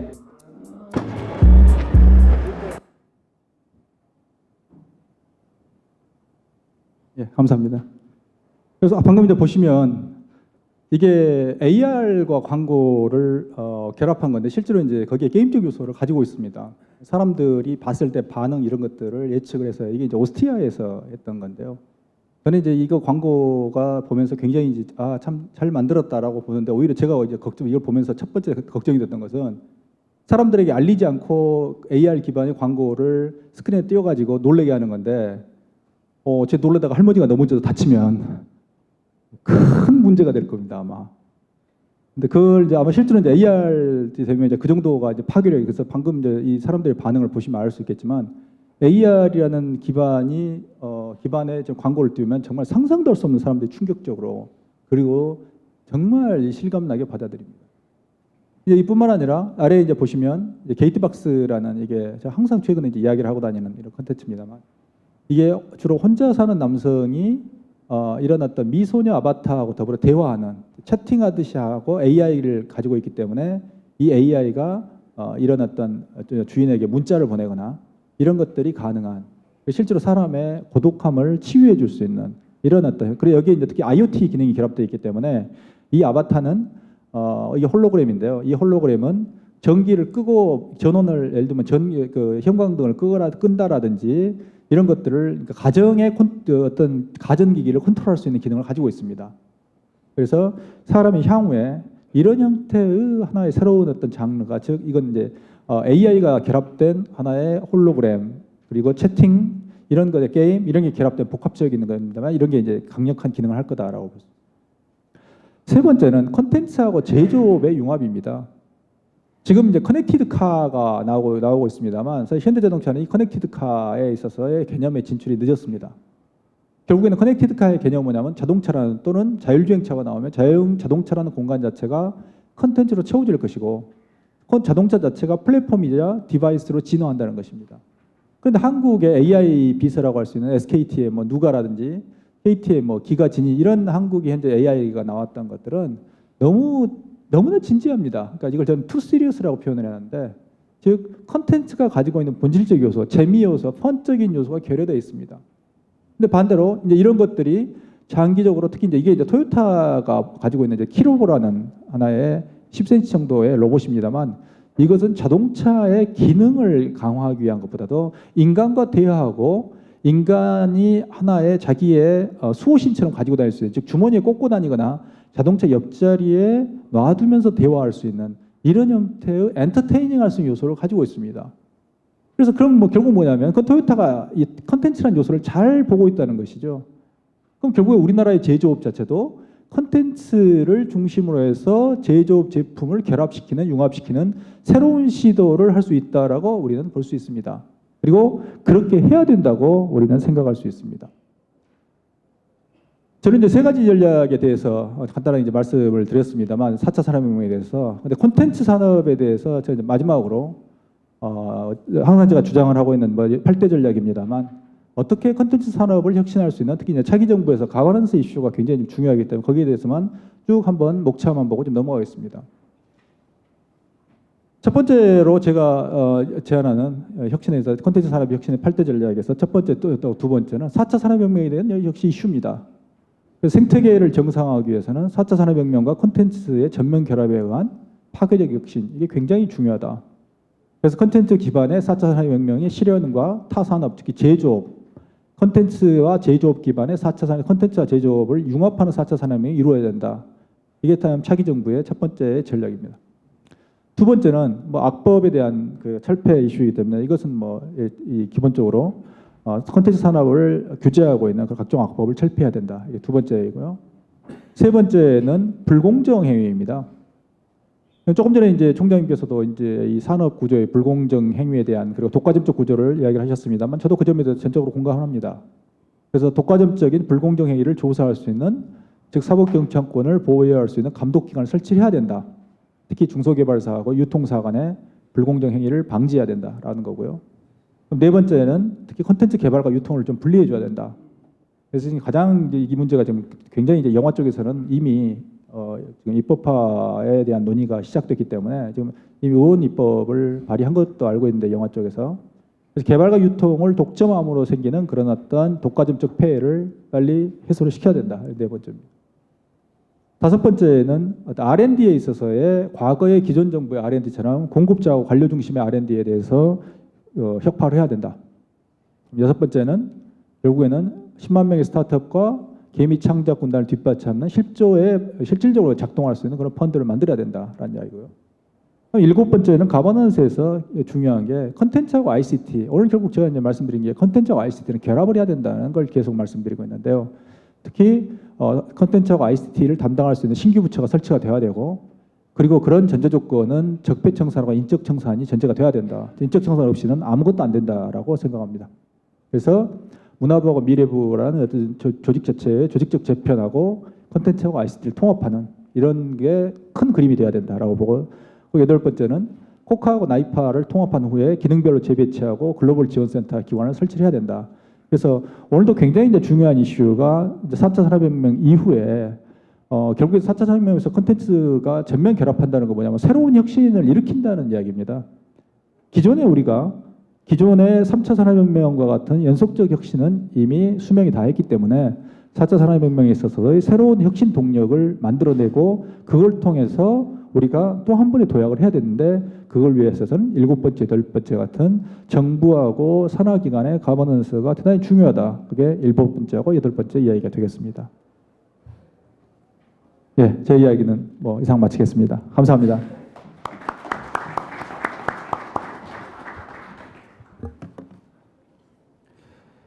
예, 위재현 교수님 발표 잘 들었습니다.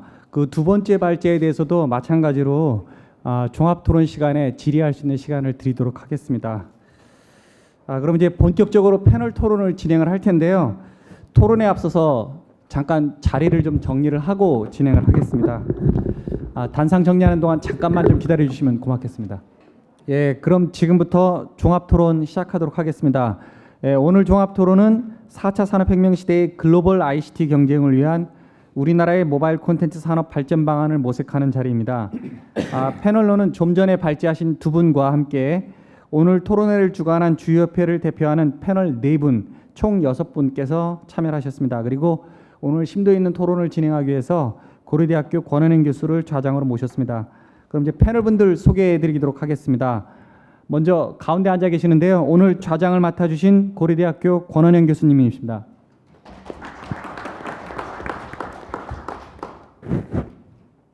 맨 왼쪽에 분더 제가 소개해드리도록 하겠습니다. 첫 번째 발제를 맡아주셨던 한국인지과학산업협회 권희춘 사무총장입니다.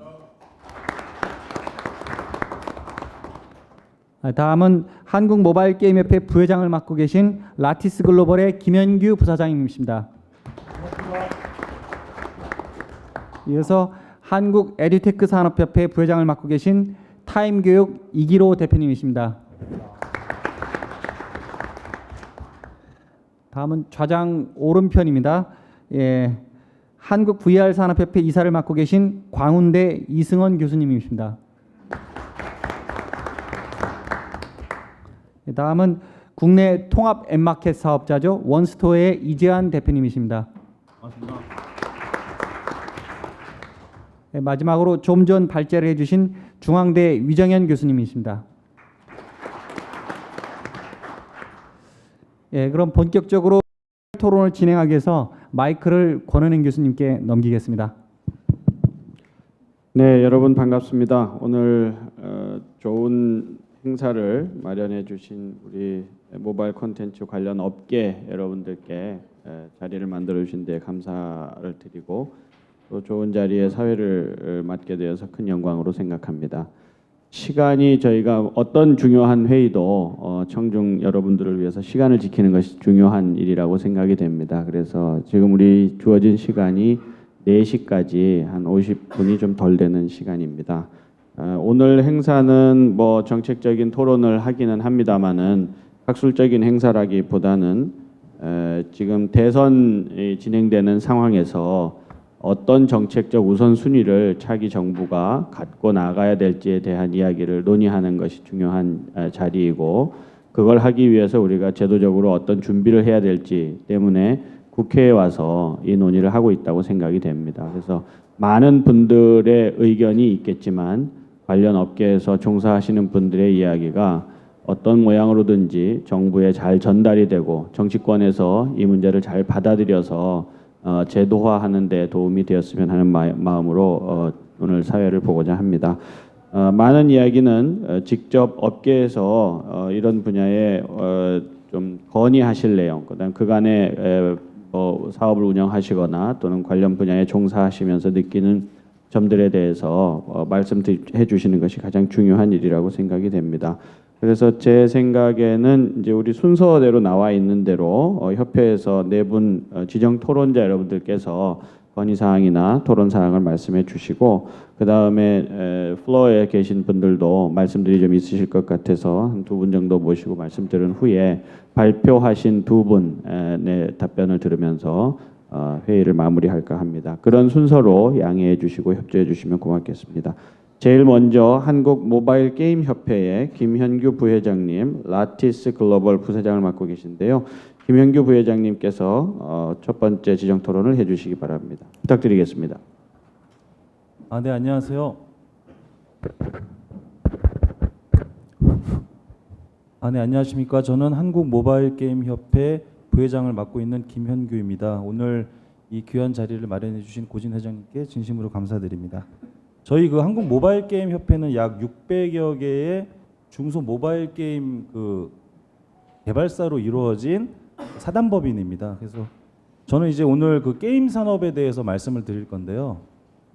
2016년 게임 산업의 규모, 대한민국 게임 산업의 규모는 11조 원입니다. 그리고 전체 콘텐츠 산업 수출액의 비중이 55%를 넘고 있는 상황이고요. 하지만 앞서 이제 그 교수님들께서 말씀해주신 바와 같이 게임 산업도 그 양극화와 다양성 부족으로 인해서 그 생태계가 지금 굉장히 위험한 상황입니다. 중소개발사, 인디개발사들은 이제 점점 더 그 설 자리가 없어지는 게 현 상황이고요. 네, 그래서 하지만 오늘 또 이제 주제가 또 주제이다 보니까 그 4차 산업혁명 이야기를 꺼내지 않을 수 없어서 간단하게 준비된 이야기를 짧은 시간 안에 말씀드리겠습니다. 게임 중독 방지법과 게임 셧다운제를 둘러싸고 벌어진 특정 생산자와 소비자의 대치는 긍정적이든 부정적이든 우리 사회에서 게임이 미치는 심대한 영향을 반증하고 있다. 물론 게임인은 포괄적인 관점에서 이러한 강제적인 규제를 반대하는데 최근에는 정부와 관계기관들 또한 자율 규제에 좀 더 힘이 실리고 있는 모양새를 취하고 있다. 하지만 이러한 갈등은 4차 산업혁명이 우리 현실 사회에 가까이 다가오게 되면 또다시 재점화될 수밖에 없다. VR을 통해 현실의 물리적 거리와 시간적 장벽을 초월한 현실보다 더 리얼한 현실이 구현될 때 디지털 콘텐츠들의 파급력과 영향력이 지금보다 더 커질 수밖에 없기 때문이다. VR 기능을 탑재한 페이스북 스페이스 앱을 통해 지구 반대편의 친구와 함께 가상 공간의 소파에 앉아 밤새 감자칩을 먹으며 페이스북 동영상을 즐기면 어떻게 될까? 혹은 뉴 포켓몬고가 AR 기반이 아닌 VR과 AR 융합형 기능을 통해서 집에서 바깥으로 나가지도 않고 친구와 함께 두 사람이 가상의 포켓몬 월드를 직접 뛰어다니며 포켓몬을 잡고 체육관에서 2대2 대전을 펼치는 때가 되면 어떻게 될까? 한 가지 확실한 것은 이처럼 VR과 AR이 현실화되는 시대에도 여전히 규제의 필요성은 존재하지만 다름 아닌 현실이 아닌 가상현실의 높은 장벽으로 인해 앞에서 언급한 사회적 법적 규제의 집행이 갈수록 어려워질 것이라는 점이다. 4차 산업혁명의 시대는 바야흐로 데이터의 P2P 시대를 넘어 모든 생산과 소비활동의 P2P 시대가 온다는 것을 말한다. 이에 따라 소비자가 일방적인 소비의 객체가 아닌 다원화된 콘텐츠의 생산 주체가 되는 말 그대로 소비자가 더 이상 소비자가 아닌 시대가 도래하는 것이다. 그 누가 분산된 네트워크와 개인화된 가상현실에서 모든 가상 주체들의 생산과 소비, 공유 행동을 규제할 수 있을까? 콘텐츠 산업에서는 더더욱 이 현상이 뚜렷해진다. 인터넷이 제조업 시대의 소통의 한계를 무너뜨렸다면 다가오는 4차 산업혁명 시대는 인터넷 시대에도 굳건하게 존재하는 실체적인 장벽을 해체시킨다. 그 첫 번째는 다름 아닌 단방향적인 논리로서 예술과 문화가 디바이스로서 기술과 과학과 결합해 지금까지 없었던 뉴 미디어이자 뉴 콘텐츠 시대의 막이 열리게 된다는 것이다. 이러한 융복합 콘텐츠의 생산자와 소비자는 다원화되고 파편화되어 있긴 하지만 아래와 같은 몇 가지 공통점을 가지게 될 것입니다. 4차 산업혁명 시대는 생산자의 기술 격차가 줄어들어 소비자에게 감성과 감동을 주느냐가 구매의 필수 조건입니다. 차가운 3D 영화 파이널 판타지는 실패했지만 따뜻한 2D 영화, 2D 애니메이션이죠. 너의 이름은 대성공을 거두었습니다. IP의 화합적 결합이 아주 중요한 시대가 도래했습니다. 포켓몬고는 AR의 기술적 우위 요소도 있었겠지만 포켓몬 IP로서의 정체성과 화학적으로 결합해 시너지를 불러온 대표적인 사례입니다. 초융합 시대의 중요성. 이미 게임, 영화, 음악, 애니메이션, 웹툰 등은 유형적 구분이 무의미한 시대입니다. 여러분들이 잘 알고 계시는 마블 퓨처 파이트는 미국에서 만들어진 만화입니다. 그 만화가 영화가 되고 그 영화가 그 대한민국의 모바일 게임 개발사 넷마블을 통해서 모바일 게임으로 글로벌 출시가 된 대표적인 사례입니다. 정부 및 유관기관의 콘텐츠 정책은 수평과 수직 컨트롤 타워의 유기적인 결합이 필요한 상황입니다. 2000년대 초반 온라인 게임과 IT 산업의 프론티어들로 가득했던 한국이 모바일 기기를 넘어서 웨어러블, 디바이스와 사물 인터넷 등 개인화된 미디어 기기가 보편화되는 4차 산업혁명 시대에도 여전히 글로벌 사회에 유의미한 족적을 남길 수 있을까요? 이에 대한 해답으로 정부가 나설 것이 아니라 민간이 그 주체가 되어야 한다는 이야기도 맞고, 정부가 민간 기업의 훌륭한 페이스메이커가 되어야 한다는 이야기 또한 맞습니다. 다만 페이스메이커가 필요한 종목은 단거리 경주가 아니라 장거리 경주이며, 손을 내밀 대상은 디지털 콘텐츠 산업의 1등 주자들이 아니라 출발선에 들어서는 것을 포기하거나 장애물에 넘어진 후발 주자들이 되어야 합니다. 여기에서 이제 한 가지 부탁 말씀을 드리자면, 그 정부의 합리적인 투자, 그리고 각종 규제나 관련된 제도를 개선하고 인력을 양성하고 그 글로벌 진출에 힘써 주셨으면 좋겠다는 말씀을 끝으로 이 이야기를 마치겠습니다. 감사합니다. 네, 박수해 주시기 바랍니다. 네. 그 아까 우리 위정인 교수님 발표하실 때 뭐든지 좀 재미의 요소가 있어야 된다 하셨잖아요. 마음 놓고 박수 치셔도 됩니다. 의원님들도 그런 거 좋아하시거든요. 편하게 말씀해 주시면 좋겠습니다. 오늘 그 김현규 부회장님 말씀을 잘 준비해 오셔서 잘 설명해 주신 것 같습니다. 두 번째로 한국 에듀테크 산업협회 이길호 부회장님, 타임교육 대표를 맡고 계신데요. 이길호 부회장님 부탁드리겠습니다. 네, 반갑습니다. 에듀테크 산업협회 부회장 이길호라고 합니다. 에듀테크 산업협회는 그 전에 원래 이러닝 산업협회라는 이름으로 있었는데요. 최근 어떤 경향들이 이제 에듀테크라고 하는 부분들이 제기가 되고 있어서 이름 그 명칭 변경을 했습니다.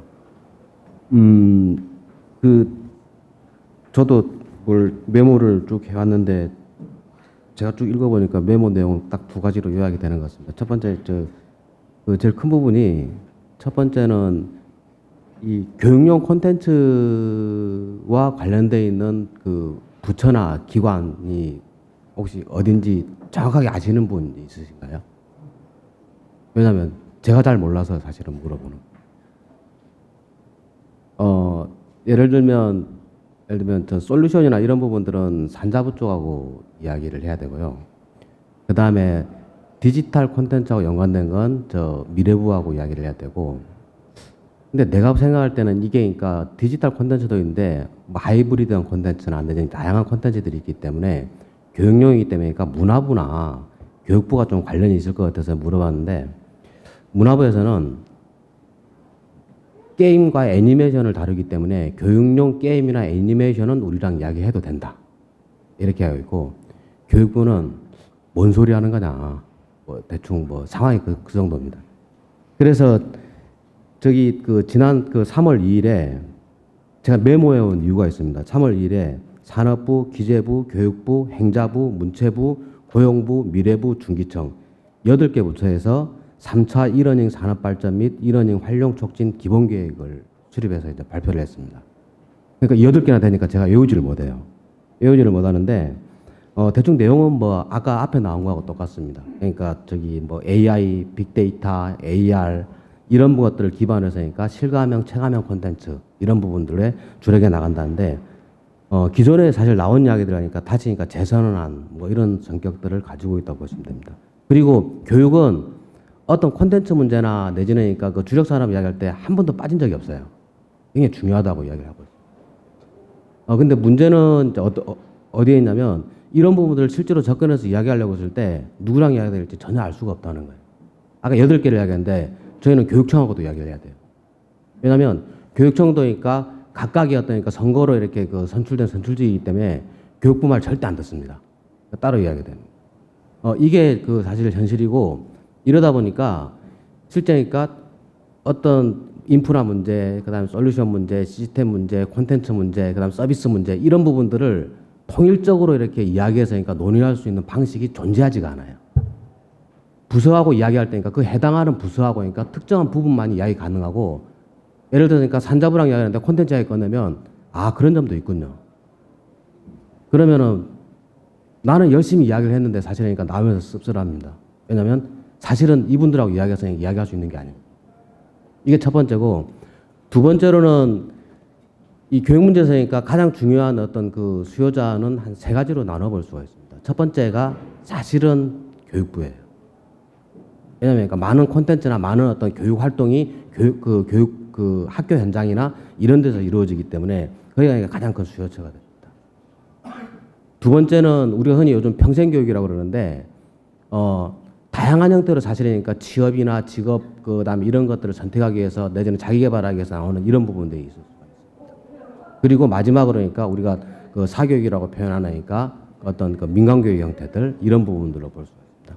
그렇기 때문에 우리가 그러니까 교육부나 이런 부분들에서 그런 어떤 태도나 그 대응들이 나오게 되면 실제 그러니까 수요처를 찾을 수 있는 거니까 사교육 쪽이나 이런 쪽밖에 없어요. 이게 이제 국내 어떤 교육 시장이라고 하는 것들이 현실입니다. 그렇기 때문에 저희가 그러니까 수요처를 확대해 나가려고 한다면 불가피하게 사실 그러니까 해외 진출을 할 수밖에 없습니다. 근데 현재 그 이 교육 회사들이 가지고 있는 영세성이나 이런 부분들을 따르면 독자적인 형태나 내지는 그러니까 단독으로 그러니까 해외 진출하는 게 쉽지는 않아요. 웬만한 규모들을 갖지 않고서. 그렇기 때문에 그러니까 어떤 공통의 어떤 그 어떤 플랫폼이나 내지는 그러니까 어떤 기관과 부처의 어떤 지원이나 이런 부분들을 일정하게 사실은 가지고 갈 수밖에 없다라고 하는 것들이니까 저희 현실이라고 이렇게 아시면 될 것 같습니다. 그 제가 그러니까 이야기가 두 가지라고 그랬었는데 그래서 그 제가 여러 개를 이야기해봤자 기억도 못 하실 거고 별로 재미도 없을 것 같으니까 딱 두 개만 이야기를 하고 가겠습니다. 어느 정도로 사실은 그러니까 근데 이게 그러니까 해결될 가능성이 있냐 이런 부분에서 아까 유 교수님이 이렇게 발표했을 때 이런 식으로 그러니까 정책들을 짜면 될 거라는데 되면 참 좋을 것 같습니다. 근데 저는 어느 정도 그 실현 가능성이니까 상대적으로 그러니까 많지 않을 수도 있다 이런 생각들을 많이 해요. 이를테면 예전에 제가 모 그 기관에서 TFT를 짜서 그러니까 서비스 산업에 대해서 진행시켜 나가기 위해서 그러니까 의견들을 갖다가 모아보자 그래서 가본 적이 있는데 혹시 교육부에서 오신 분 계신가요? 뭐 안 왔다고 해서 그러니까 뭐 그 부처를 거론하기는 좀 제가 하면 안 되겠죠? 아니 모 기관에서 가서 이렇게 이제 회의를 하자 해서 하는데 그 다음에 그러니까 연락이 왔었습니다. 뭐가 연락이 왔냐면 그러한 부분들을 갖다가 그 협의를 해야 되는데 다른 부처니까 해당하는 부서가 어딘지 저한테 좀 알려달라고 그러더라고요. 그래서 그걸 왜 나한테 물어보냐고. 그러니까 교육과 관련되어 있는 부분들을 갖다 다른 기관에서 하는 부분들을 갖다가 교육부에서 제일 잘하시고 계실 텐데 저한테 물어보시면 어떡하냐 했더니 잘 몰라서 물어보는데 그러니까 프로젝트명이라도 알려달라고 그러더라고요. 프로젝트명을 알려주면 이제 검색을 찾을 수가 있기 때문에. 근데 그래서 몇 가지 이제 뭐 프로젝트명이나 내지는 그러니까 부서들을 알려드렸는데 굉장히 난감했던 게 뭐냐면 야, 이 정도면 앞으로 진행이 된다고 하더라도 쉽지는 않겠다. 이런 부분들이 어떤 그러니까 부처 간의 협의나 협조를 해나가나 이런 부분이 쉽지는 않겠다. 그래서 이게 그러니까 부처나 부서 간의 협조나 협의가 아니라 좀 더 그러니까 다른 차원에서 그러니까 이걸 묶어낼 수 있는 어떤 그 이 파워풀한 이런 부분들이 존재하지 않고서는 이게 가능할까? 이런 것들이 사실은 그때 저의 솔직한 심정이었었어요. 그런 점에서 뭐 다른 데 가서도 그러니까 계속 이런 이야기를 하는데 가능하면은 그런 부분들에 그러니까 좀 염두에 두셔가지고 그 정부 조직법이나 아니면 그러니까 그런 부분을 갖다 협의할 수 있으니까 또 어떤 그 틀이나 구조들을 만들어 나가는데 참고를 해주셨으면 좋겠다 이런 생각들이 이제 뭐 우선적으로 사실은 들고 있습니다. 그리고 그 두 번째로는 그 아까 문제에서 연장되는데 실제 이런 부분을 담당하는 게 주로 그러니까 현단계에서는 저희 에듀테크 그 산업협회도 마찬가지인데 산자부나 미래부 쪽에서 사실은 주로 그러니까 대응들을 많이 해주는 편이에요. 고맙죠. 고마운데 산자부나 미래부하고 이제 대응을 많이 하다 보니까 주로 이제 어디로 많이 가냐면 솔루션이나 테크놀로지 부분들에 사실은 많이 그러니까 접목되더라고요. 그러다 보니까 자연스럽게 콘텐츠 부분들은 소홀하게 지급되는 경우가 많습니다. 근데 이게 어떤 문제를 안냐면 어떤 프로젝트나 내지는 어떤 그 논의를 진행하거나 사업을 진행해도 이례적으로 그치는 경우가 많다는 거예요. 한번 도입하고 그러니까 끝나버리는 경우가 많다는 거예요. 왜냐하면 거기에 콘텐츠가 탑재되고 운용되고 그다음에 여러 가지 피드백이 나오고 또 새로운 것들이 들어가고 이러면서 그러니까 그 혈류가 흐르듯이 흘러가야 되는데 진짜 그게 아니라 한번 했다라고 하는 어떤 생색내기 방식 이런 부분들로 가는 경우들이 굉장히 많다는 거예요. 심지어 그거는 모든 곳에서 마찬가지입니다. 학교 현장에서도 마찬가지고 제가 이 이러닝이 저희 우리나라 이러닝이니까 MB 정부 이전까지만 하더라도 그러니까 세계적으로 본다면 한 5위권 이내였어요. 전 세계적으로 5위권 이내인데 지금 거의 20위권 이렇게 이제 내려가 있습니다. 이런 부분들을 극복하기 위해서 다시 그러니까 이러닝 부분들에 대해서 그러니까 재투자나 또 투자를 갖다 그러니까 진행할 필요가 있다 이러면서 제일 먼저 든 사례가 어떤 거였냐면 우리나라 학교 현장에 존재하는 컴퓨터의 34%가 5년 이상 됐더라. 이게 사례였었어요. 그 순간에 저는 아이고 큰일 났다 이런 생각이 들었습니다. 왜? 다시 인프라 뜯어고치자는 이야기 나올까 봐서요. 저는 인프라나 그런 부분들에 손대는 것들에 10분의 1이나 20분의 1만 콘텐츠에 투자해도 실질적인 효과들이니까 확실하게 바뀔 거라고 생각을 하고 있습니다. 근데 실제 콘텐츠라고 하는 거는 여러 가지 형태로 다양하게 주워 담으면 된다 이런 식으로 그러니까 단순하게 생각하는 경우들이 굉장히 많은 것 같아요. 근데 우리나라에 있는 콘텐츠 회사들이 알고 있는 것보다는 굉장히 상황이 열악합니다. 굉장히 영세하고 그다음에 거기서 그러니까 만들어가는 어떤 파워나 이런 부분에서 일정한 수량의 어떤 그 이 자금들을 가지지 않고서는 회사니까 존립이 위험할 정도로 사실은 간다고 보시면 될 것 같아요. 굉장히 신경이 좀 쓰이는데요. 그래서 저는 그런 부분들에서 아까 했으니까 두 가지를 이야기한다면 첫 번째는 이런 부분들을 전반적으로 그러니까 통일적으로 사실은 그러니까 좀 정리하고 조정해낼 수 있는 이런 어떤 장치들이 필요하다 이런 부분들이고 두 번째로는 그러니까 그런 부분에서 특히 그러니까 인프라나 솔루션 분야에 이렇게 그러니까 집중되어 있는 이런 부분들을 전반적으로 그러니까 포괄해 나갈 수 있는 그리고 그러니까 특히나 콘텐츠 부분들에 그러니까 좀 더 이렇게 진행을 시켜 나갈 수 있는 이런 구조들이 필요하다 이렇게 그러니까 간단하게 요약할 수 있을 것 같습니다. 이만으로 마치겠습니다. 네, 고맙습니다. 예. 요약까지 잘 해주셨기 때문에 바로 다음으로 넘어가겠습니다. 세 번째는 한국 VR 산업협회 이승현 이사님, 광운대 교수님이시네요. 예, 이승현 이사님 부탁드리겠습니다. 네, 안녕하세요. VR 산업협회 이사를 맡고 있는 광운대학교 이승현입니다. 원래 이 가상현실이라는 게 상당히 핫 이슈가 되고 있어가지고 전부 다 잘 알고 계실 텐데요. 하여튼 뭐 계속 반복되지만은 이 가상현실도 마찬가지로 이 콘텐츠와 ICT의 이제 융합으로서 이제 발전할 수 있는 가장 큰 응용 분야 중에 하나가 되겠습니다.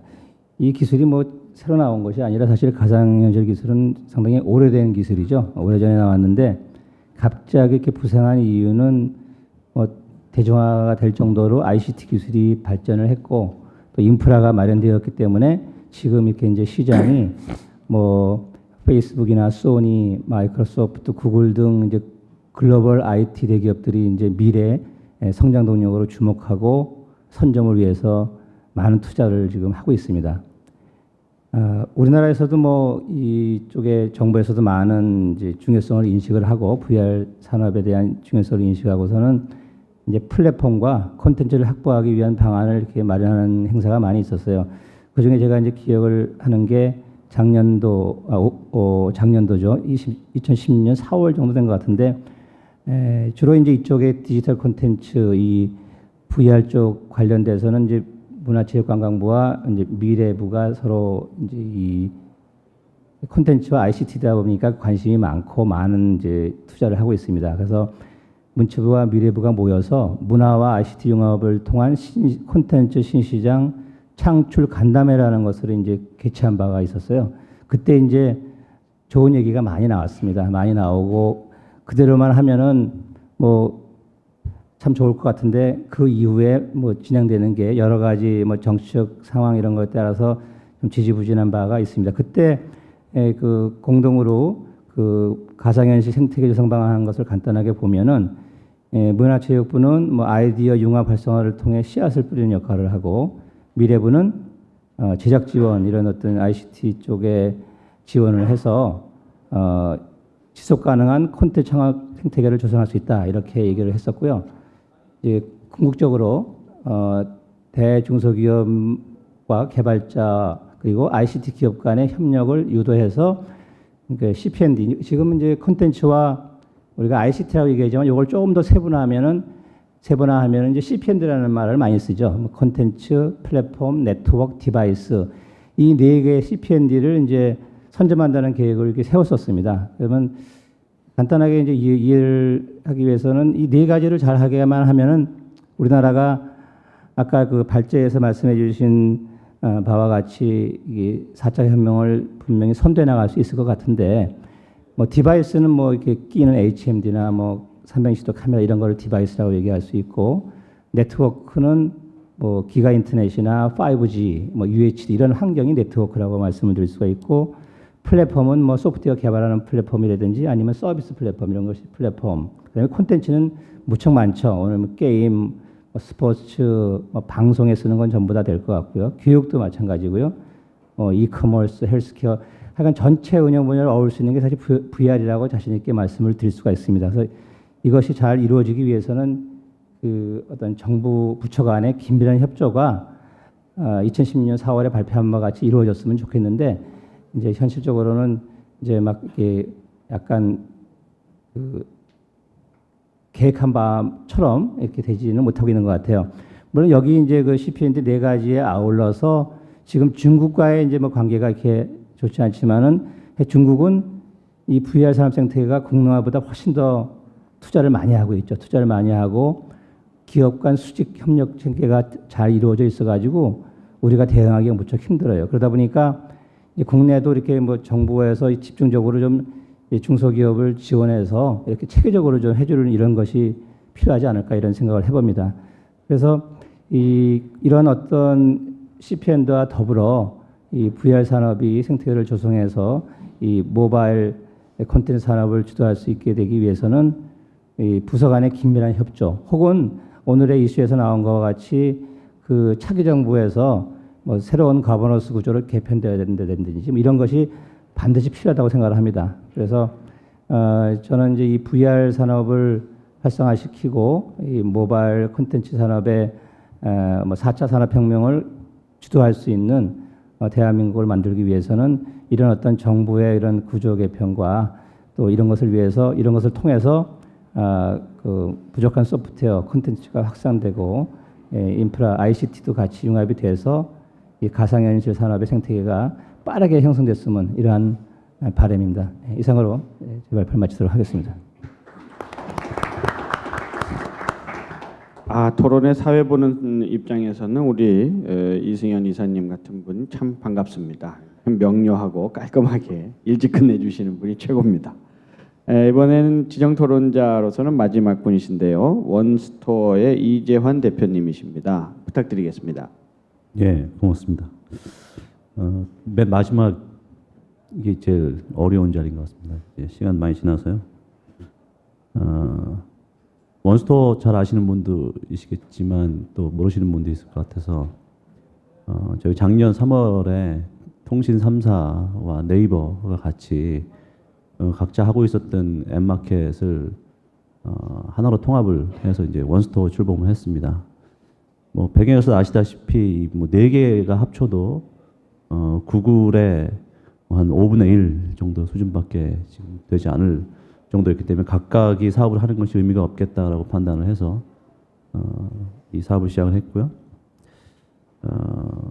오늘 이런 제가 행사 같은데 이렇게 많이 아주 많이 다니지 않지만 몇 번 이게 다녀보면 모바일 컨텐츠 산업을 활성화시켜 보자, 모바일 컨텐츠 시장의 문제는 뭔가, 뭐 이런 문제들을 굉장히 많이 얘기하는데 정작 꼭 와야 되는 저기 한쪽이 안 옵니다. 어느 쪽이냐면 모바일 컨텐츠 유통 플랫폼을 사실상 좌지우지하고 있는 구글이나 애플은 한 번도 얼굴을 본 적이 없습니다. 한 번도 이런 자리에 나오지도 않고요. 그러나 대부분의 우리나라 산업은 쥐락펴락하고 있습니다. 아까 자료에도 나왔듯이 안드로이드 같은 경우에는 거의 한 80% 정도 이상을 실제 가지고 있고요. 그 파워를. 그 시장 지배적 사업자, 우리나라의 공정거래법상으로도 시장 지배적 사업자로 되어 있지만 실질적으로 시장 지배적 사업자가 에게 물어야 하는 여러 가지 책임도 못 묻고 있고 또 그러한 시장 지배적 사업자로서의 책임도 다하고 있지 않다고 생각합니다. 심지어는 국내에 내야 되는 세금도 내지 않고 사업을 하고 있습니다. 제가 이제 사업을 시작할 때 구글의 아시아 태평양을 총괄하는 사람이 저를 찾아왔어요.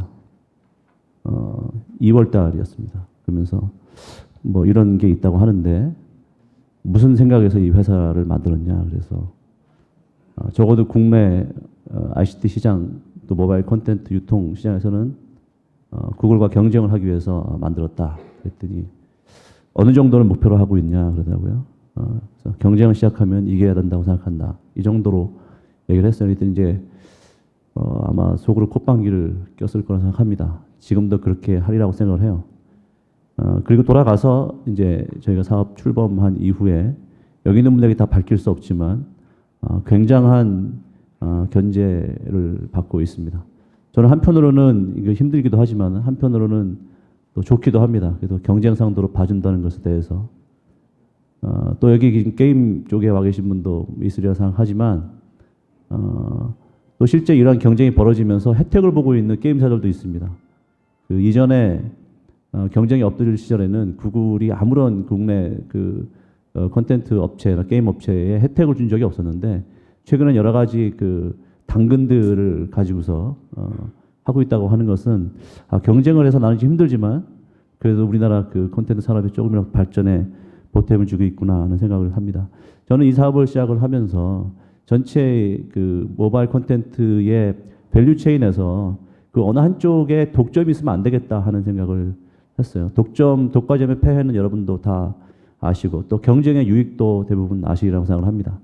그래서 이 모바일 콘텐츠 산업에 대해서 제가 4차 산업혁명과 함께 고민을 하고 있는데 어쨌든 그 독과점의 폐해를 줄여나가는데 그 저희 회사뿐만 아니라 또 여기 계시는 그 정부 부처 또 여러 가지 그 협회 쪽에서 많은 노력이 있어야 될 거라고 생각을 하고 있습니다.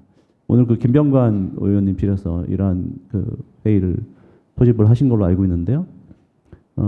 제가 정확하진 않지만 그 영화 쪽에 지금 있는 그 독과점 폐해를 막기 위해서 그 아마 모 회사가 실제 그 영화관을 다 가지고 있고 그 회사가 영화를 다 투자 배급을 하고 있으니까 사실상 이제 독점이 생긴 것에 대해서 이제 문제점을 지적을 하시면서 그 문제를 풀어가고 계시는데 이 모바일 그 콘텐츠 시장 특히 게임 유통 시장에서도 한 업체가 사실상 그 시장을 쥐락펴락하고 그쪽에 눈치를 보고 있는 많은 우리 그 게임사들 아까 600개 회사가 우리 모바일 게임 협회에 있다고 하셨는데 그런 회사는 물론이거니와 우리가 이름을 들면 알만한 큰 회사들조차도 이 회사에 찍히면 죽는다라고 하는 게 이 시장에 퍼져 있는 이야기입니다.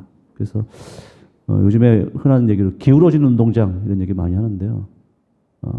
이 기울어진 운동장에서 경쟁을 하고 있는 저희나 또는 그 가운데서 어렵게 그 창작의 의지를 불태우고 일하고 계시는 우리 모바일 그 게임 또를 비롯한 모바일 그 콘텐츠 그 산업계가 새로운 정부가 들어서면서 강력한 뭐 부처의 통합이 있을지 어떻게 그 여러 가지 그 구상을 하고 계실 텐데 그렇게 나왔을 때 산업의 발전을 위해서는 이러한 그 독과점의 문제를 좀 심각하고도 신중하게 다뤄주십사 부탁을 드립니다.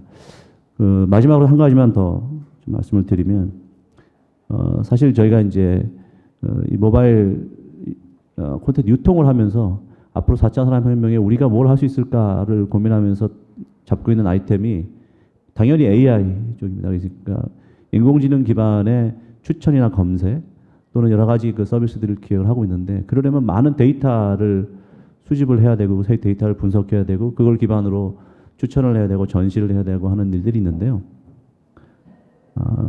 물론 개인정보라는 것이 매우 중요하기 때문에 그것을 보호해야 되지만 이것들이 너무 지나쳐서 거의 아마 할 수 있는 게 없습니다. 심지어 비식별의 그 개인정보 데이터를 이용함에 있어서도 사실 법규를 넘어서서 여러 가지 국민적 정서까지 다 고려한다고 하면 앞으로 이 AI 그 4차 산업혁명에서 매우 중요한 AI라고 하는 분야에 특히 빅데이터 분야에서 우리 국내 기업이 규제의 상황하에서 할 수 있는 게 뭘까 하는데 심각한 고민이 있습니다. 반대로 또 그 회사를 들어서 죄송하지만 그 회사는 우리나라의 안드로이드 폰을 쓰고 있는 3,700만에 4천만 정도 되는 고객들의 모든 그 데이터를 다 가지고 분석이 가능합니다. 그 앞으로의 그 경쟁을 활성화하고 이것들이 국민들의 또 소비자들의 후생과 혜택으로 이어질 수 있도록 하기 위해서는 이렇게 그 규제에 그 편향되어 있는 부분들이 어떤 부분이 있을지 또는 개인정보를 충분히 보호하면서도 이런 것들을 활성화시킬 수 있는 방법이 뭘지 다 같이 좀 고민해 볼 필요가 있을 것 같습니다. 감사합니다. 네, 감사합니다. 이 대표님 어려운 사업 하시는데 1년 좀 넘은 겁니까? 예. 어떻게 1년 동안 돈을 좀 버셨어요? 불행하게도 뭐 저희 그 SK텔레콤 계열사로 되어 있기 때문에 발표가 나옵니다. 작년에 영업 적자가 한 220억 정도 됐습니다. 얼마나 더 적자하면 전환할 수 있을 것 같아요? 여러분이 많이 도와주시면 내년도에 흑자 전환을 해볼까 하는데요. 네. 흑자 전환을 못해도 좋다라고 하는 게 사실 우리 저희 주주들의 입장입니다. 네. 예, 네이버나 SK텔레콤 또는 그 통신사들은 이 시장의 일정 부분의 균형을 찾아준다면 적자를 감내하겠다, 투자를 하겠다라고 하는 생각을 가지고 있습니다. 네, 뭐 이 분야에서 지금같이 어려운 전투를 시작했는데 3년 만에 흑자 전환 가능하시다. 굉장히 용감하신 비전이라고 생각이 됩니다. 그래서 좀 뭐 어떻게 보면 애국심 마케팅 같잖아요. 이게 느낌에 애국심을 가지고 박수 한번 보내주세요. 외국계 기업 입장에서 봤을 때 우리나라 시장은 독특한 시장이죠. MS 워드가 와서 1등 못하는 거의 세계에서 유일한 나라 워드 프로세서 맞나요? 네, 그렇죠. 그리고 검색 시장에서도 토종이라고 하는 네이버, 뭐 다음 여기에 좀 밀리고 있죠, 그죠? 네, 그 정도 그림이 돼 있는데. 글로벌리 있는 파워가 있기 때문에 지속적으로 그런 분야가 있고 이런 전투가 모바일에서 벌어지고 있는 거죠 지금. 그래서 그런 형태의 그림을 우리가 좀 이해하고 어느 쪽이 더 맞느냐 하는 문제는 애국심보다는 우리 마켓에 있는 소비자 이익을 누가 더 극대화할 수 있는가 하는 그런 분야로 혁신이 이루어져야 된다고 봅니다. 그래서 그런 차원의 이야기는 또 다른 기회에 여러 가지로 있을 수 있을 것 같아요. 공정 경쟁의 이슈도 있고 또 개인정보 보호의 이슈도 있고 오늘 이슈들은 아무래도 지금 이렇게 많은 협회의 분들이 각각 모바일 컨텐츠 비즈니스를 하는데 도대체 우리 같이 일하는 파트너는 도대체 누구냐 이 문제에 좀 관심들이 많이 있는 것 같습니다. 아마 발표하시는 분들에 대한 토론이라는 그 학술 행사하고는 좀 다르게 정책 분야에서 우리가 뭘 신경 써야 될지에 대해서 각각 말씀해 주신 것 같아요. 혹시 플로어에 계신 분들 중에서 좀 질문이나 의견을 표시하실 분이 있으시면 손을 들어서 표시해 주시기 바랍니다. 네, 이렇게 아무도 얘기를 그렇죠. 그렇게 해주셔야 돼요. 아무도 얘기를 안 하시면 꼭 억지로 불려온 분들 같잖아요. 네, 자기 소개부터 좀 부탁드리겠습니다. 저는 그 헬스 쪽에 헬스 AI를 하고 있는 의사거든요. 의사인데 사실은 여기 좀 생소한 것 같아서 딴 분이 질문 안 하면 안 할라 했는데 하시는 분이 없어서 제가 그냥 질문하는 거고요. 여기 온 게 아니라 요 앞에 왔다가 관심이 있어서 이쪽으로 와서 듣지도 않고 처음부터 들었는데요. 이 콘텐츠 하는데 우선 차세대 융합 콘텐츠 산업협회라는 게 있는데 의학도 포함되어 있는 겁니까? 헬스 쪽에도요? 우리 협회에는 헬스 쪽이 아직 없으신가요? 그런데 ICT 융합 분야에서 헬스는 융합의 대표적인 산업 분야로 정부에서 추진하고 있는 걸로 알고 있습니다. 글쎄요. 저도 이쪽 일을 오래 저는 이제 원래는 우리나라 시험관학이 최애 수준의 1세대거든요.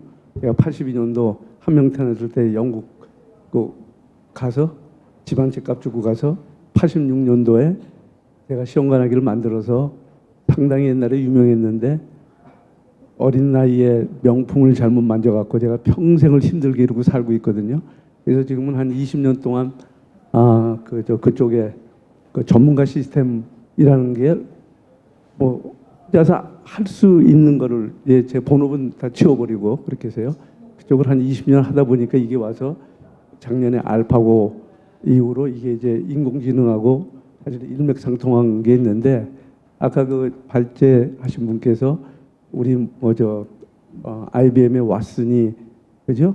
의사보다 더 그렇게 하고 있다는데 그거는 아니거든요. 지금 우리 AI를 한다 해서 겨우 하는 게 모병원에서 IBM의 왓슨 들어와서 그죠? 케모세라피 그러니까 하는 건데 그거는 처음 만든 사람 쓴 건 중요하지만 가성비라는 게 있는데 그 수없이 그 많은 걸 그리고 버전이 다 틀려요. 들어가는 게.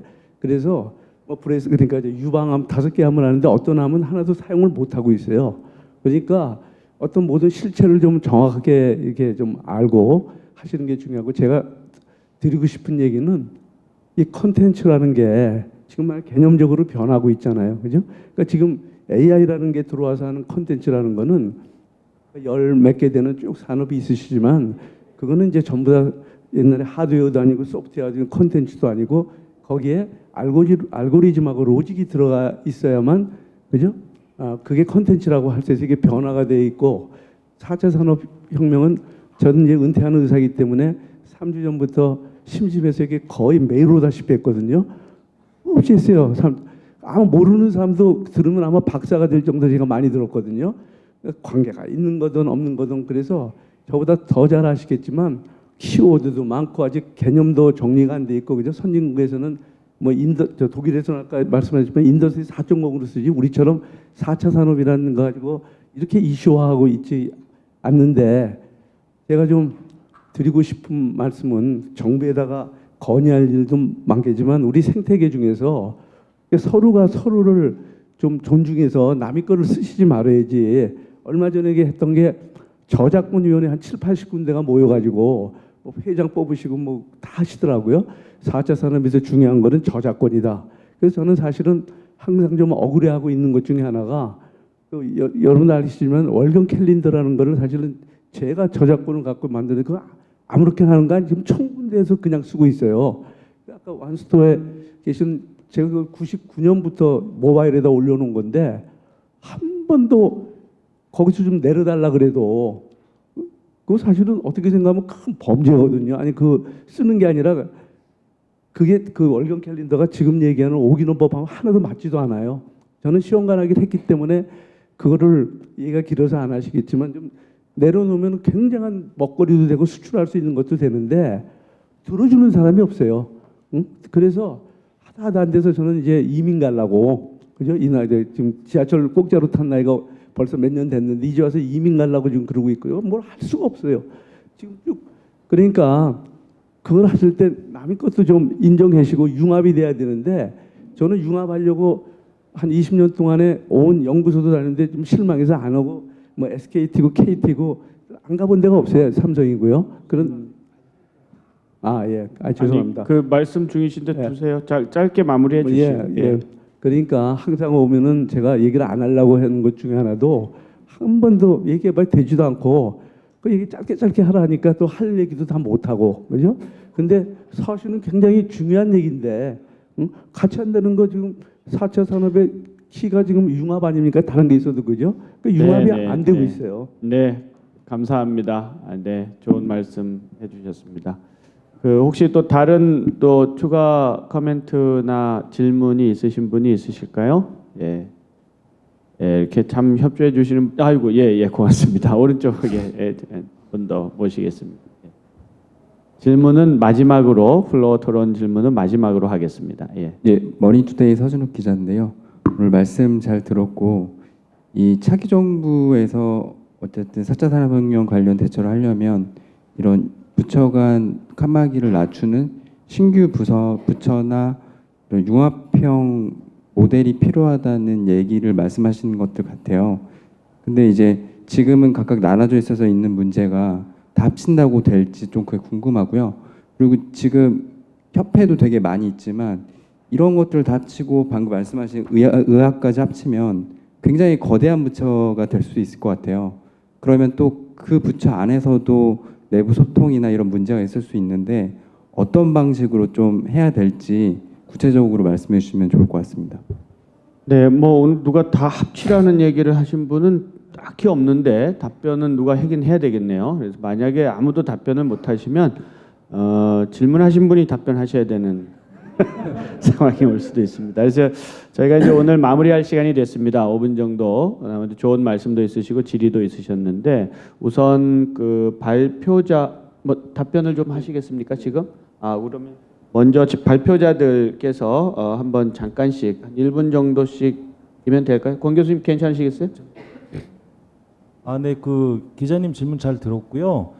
저희들 모바일 게임 협회 입장에서는 그 지금 사드 피해 관련해서 그 문화산업 대중문화산업 공동 연대를 통해서 지금 영화 뭐 애니메이션, 웹툰, 드라마 이런 29개 협단체가 모여서 정부와 지금 뭐 관련된 구제 방안이나 이런 내용들을 이야기하고 있어요. 그래서 저희들 그 공동 문화산업 협단체에서 모여서 공식적으로 정부에 일단 제출한 그 정책에는 각 당 대선 캠프의 이제 문화정책 담당관들하고 다 엊그저께 홍대에서 커뮤니케이션을 했고요.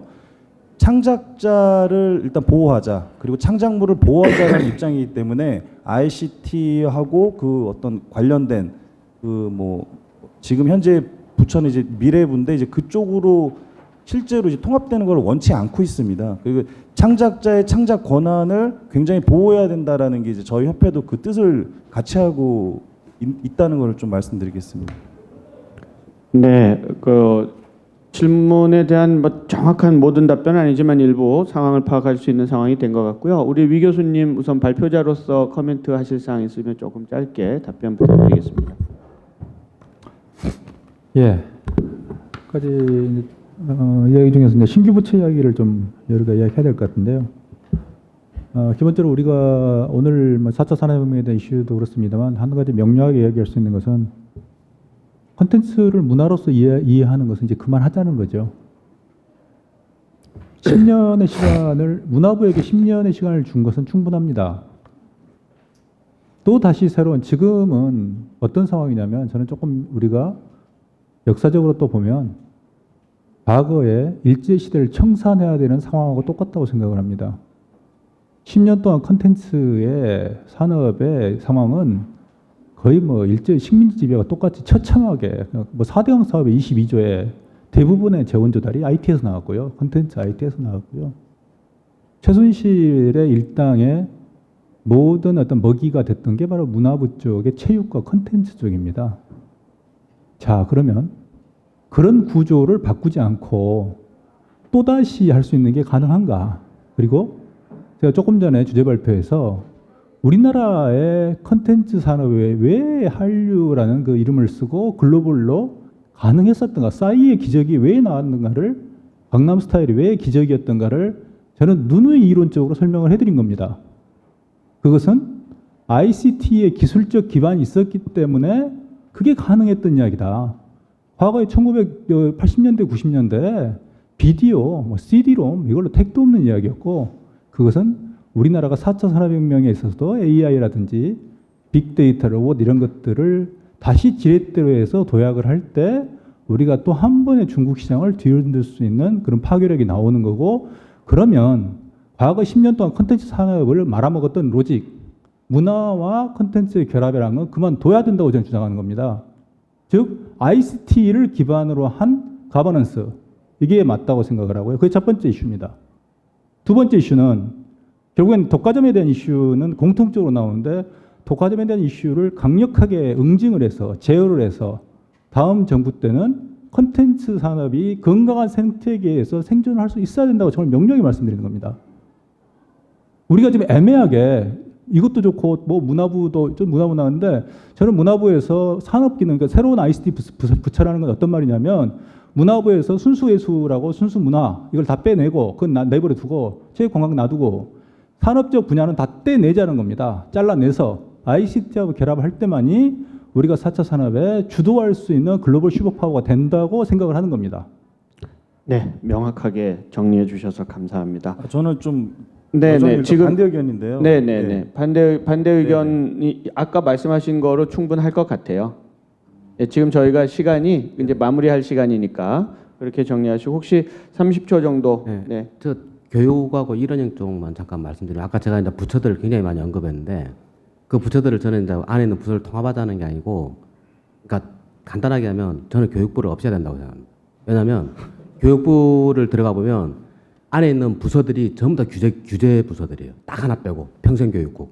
평생교육국은 평생학습관하고 도서관을 관리하기 때문에 그것 빼고는 없습니다. 그렇기 때문에 부처들끼리 모여서 협의를 하게 되면 실행 직무는 교육부가 맡게 돼 있어요. 실행 직무를 저는 노동부가 맡아도 되고 다른 부처가 맡아도 된다고 생각합니다. 그런 점에서 교육부를 없애면은 많은 게 해결될 거라고 생각합니다. 네, 네, 감사합니다. 네, 그 동안에 이제 숨겨놨던 억하 감정들이 막 나오시는데요. 네, 좀 마무리 짧게 좀 하실 말씀 있으시면 짧게 한번 마무리 부탁드릴게요. 예. 예, 교수님 감사합니다. 저는 일단 오늘 이야기 나온 것 중에서 이 유저가 빠져 있어요. 지금 소비자가 저희들이 하는 콘텐츠에 제가 아까도 일단 발제문에서 잠깐 말씀드렸는데 실제로 1인 미디어의 시대예요. 4차 산업혁명은. 그리고 그 모든 근간이 되는 기술은 기술 부처에서 관할을 해주시면 되고 컨텐츠를 만드는 사람들이 우리가 될 수도 있고 여기 앉아 계신 분들이 될 수 있는 거거든요. 그 창작자를 보호하자라는 게 이제 저희들의 입장이고 사실 독과점 이야기가 오늘 좀 많이 나왔는데 실제로 독과점도 유저가 선택하는 거예요. 유저가. 그리고 우리나라 개발사들이 글로벌로 나가려면 어딜 통해서 나갈 수 있습니까? 원스토어를 통해서 글로벌 진출할 수 있나요?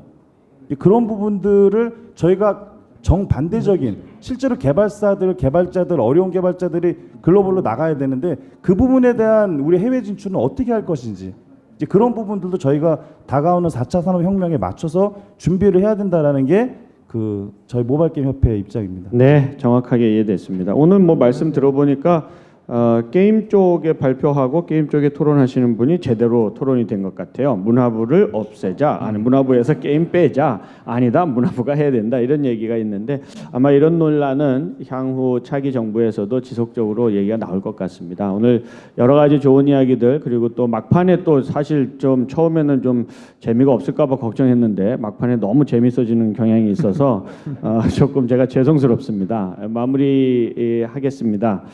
오늘 바쁘시고 대선 전국에 사실 깊이 있는 정책을 논의하기보다는 정말 국민들이 선택할 수 있는 중요한 가치를 아주 큰 분야에서 선정하는 일을 지금 우리가 국가적으로 해나가고 있습니다. 이런 중요한 때에 국회에 와서 모바일 콘텐츠 산업 발전을 위해서 어떻게 하면 좋을까? 특별히 이제 관심사는 이 추진 체계와 관련된 내용을 하는데요.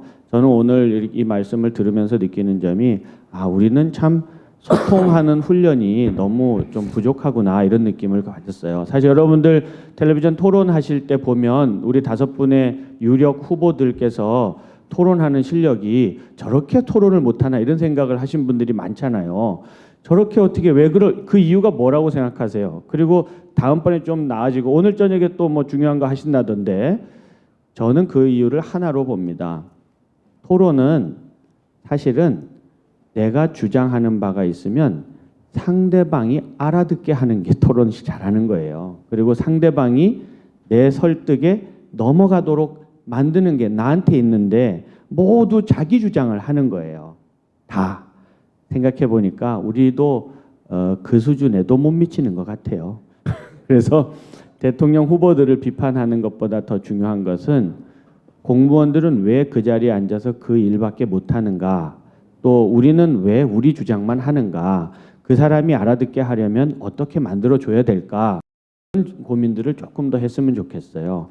제가 ICT 부처에 대해서 이것을 통합해야 된다, 분산해야 된다는 얘기는요, 우리나라가 100년쯤 지나도 답이 나오는 얘기가 아닙니다. 왜냐하면 둘 다 말이 되는 얘기예요. 문화 콘텐츠 다루는데 문화 모르고 ICT만 알고 하겠다는 사람도 이상한 사람이고, 문화하는 사람이 ICT 하나도 모르면서 앱에다 팔겠다고 하는 것도 말도 안 되는 얘기예요. 그래서 이런 이야기들을 서로가 할 수 있는 이야기를 하면 아무 문제가 없는데 부처를 맨날 없앤다고 하니까 자기 주장만 하게 되는 거예요. 자기들도 살아야 되니까. 이번에 우리가 조금 더 신경 써서 한 번 더 앞으로 한 걸음 나간다고 생각하면 ICT가 가지고 있는 혁신성을 좀 보시면 좋겠어요. 이 ICT가 가지고 있는 혁신성은 그동안 ICT 혼자 한 일이 아니고 ICT가 문화 분야의 혁신을 돕겠습니다. ICT가 헬스케어 분야의 혁신을 돕겠습니다. ICT가 경제 분야의 혁신을 돕겠습니다라고 했기 때문에 여기까지 온 거예요. 그런데 이 혁신성을 버리고 ICT는 자기縄張리를, 또 문화는 자기縄張리를, 또 다른 쪽은 뭐 교육은 자기 거를 이렇게 하면서 싸우면 다음 배도 못 이겨요. 정보통신부 없앨 때 왜 없앤지 아세요? 정보통신부 없앨 때 가장 큰 이유가 뭐였냐면요. 다른 것과 경쟁해서 다른 일의 혁신을 저해했다는 이유 때문에 없앴어요. 그러니까 지금은 더 지원 기능으로 컨트롤하면서 그쪽이 살아날 수 있도록 혁신의 효과를 확산시키기 위해서 ICT 종사하시는 분들이 더 노력하면 누구도 우리한테 안 주겠다는 얘기를 안 할 거라고 생각합니다. 그런 차원에서 조금 더 큰형님처럼 ICT가 여유 있게 통합부처를 만들어 가달라는 노력을 했으면 하겠다는 그런 말씀을 제가 또 하나의 새로운 주장으로 드리는 것 같아서 죄송한데 사실 같은 이야기인 것 같아요. 잘 전달하기 위한 노력을 함께 하기로 하고 싸움 붙이려고 하려는 회의가 아니잖아요. 그래서 그런 취지에서 이해했으면 좋겠습니다. 제가 한 4분 좀 무리해서 말씀드린 점에 대해서는 사과의 말씀을 드리고 앞으로 더 좋은 기회에 더 좋은 효과 있는 토론들이 계속 이어져 나갔으면 합니다. 오늘 준비해 주신 분들 또 발표해 주신 분들 또 끝까지 들어주신 여러분께 대단히 감사합니다. 토론은 마치겠습니다. 고맙습니다.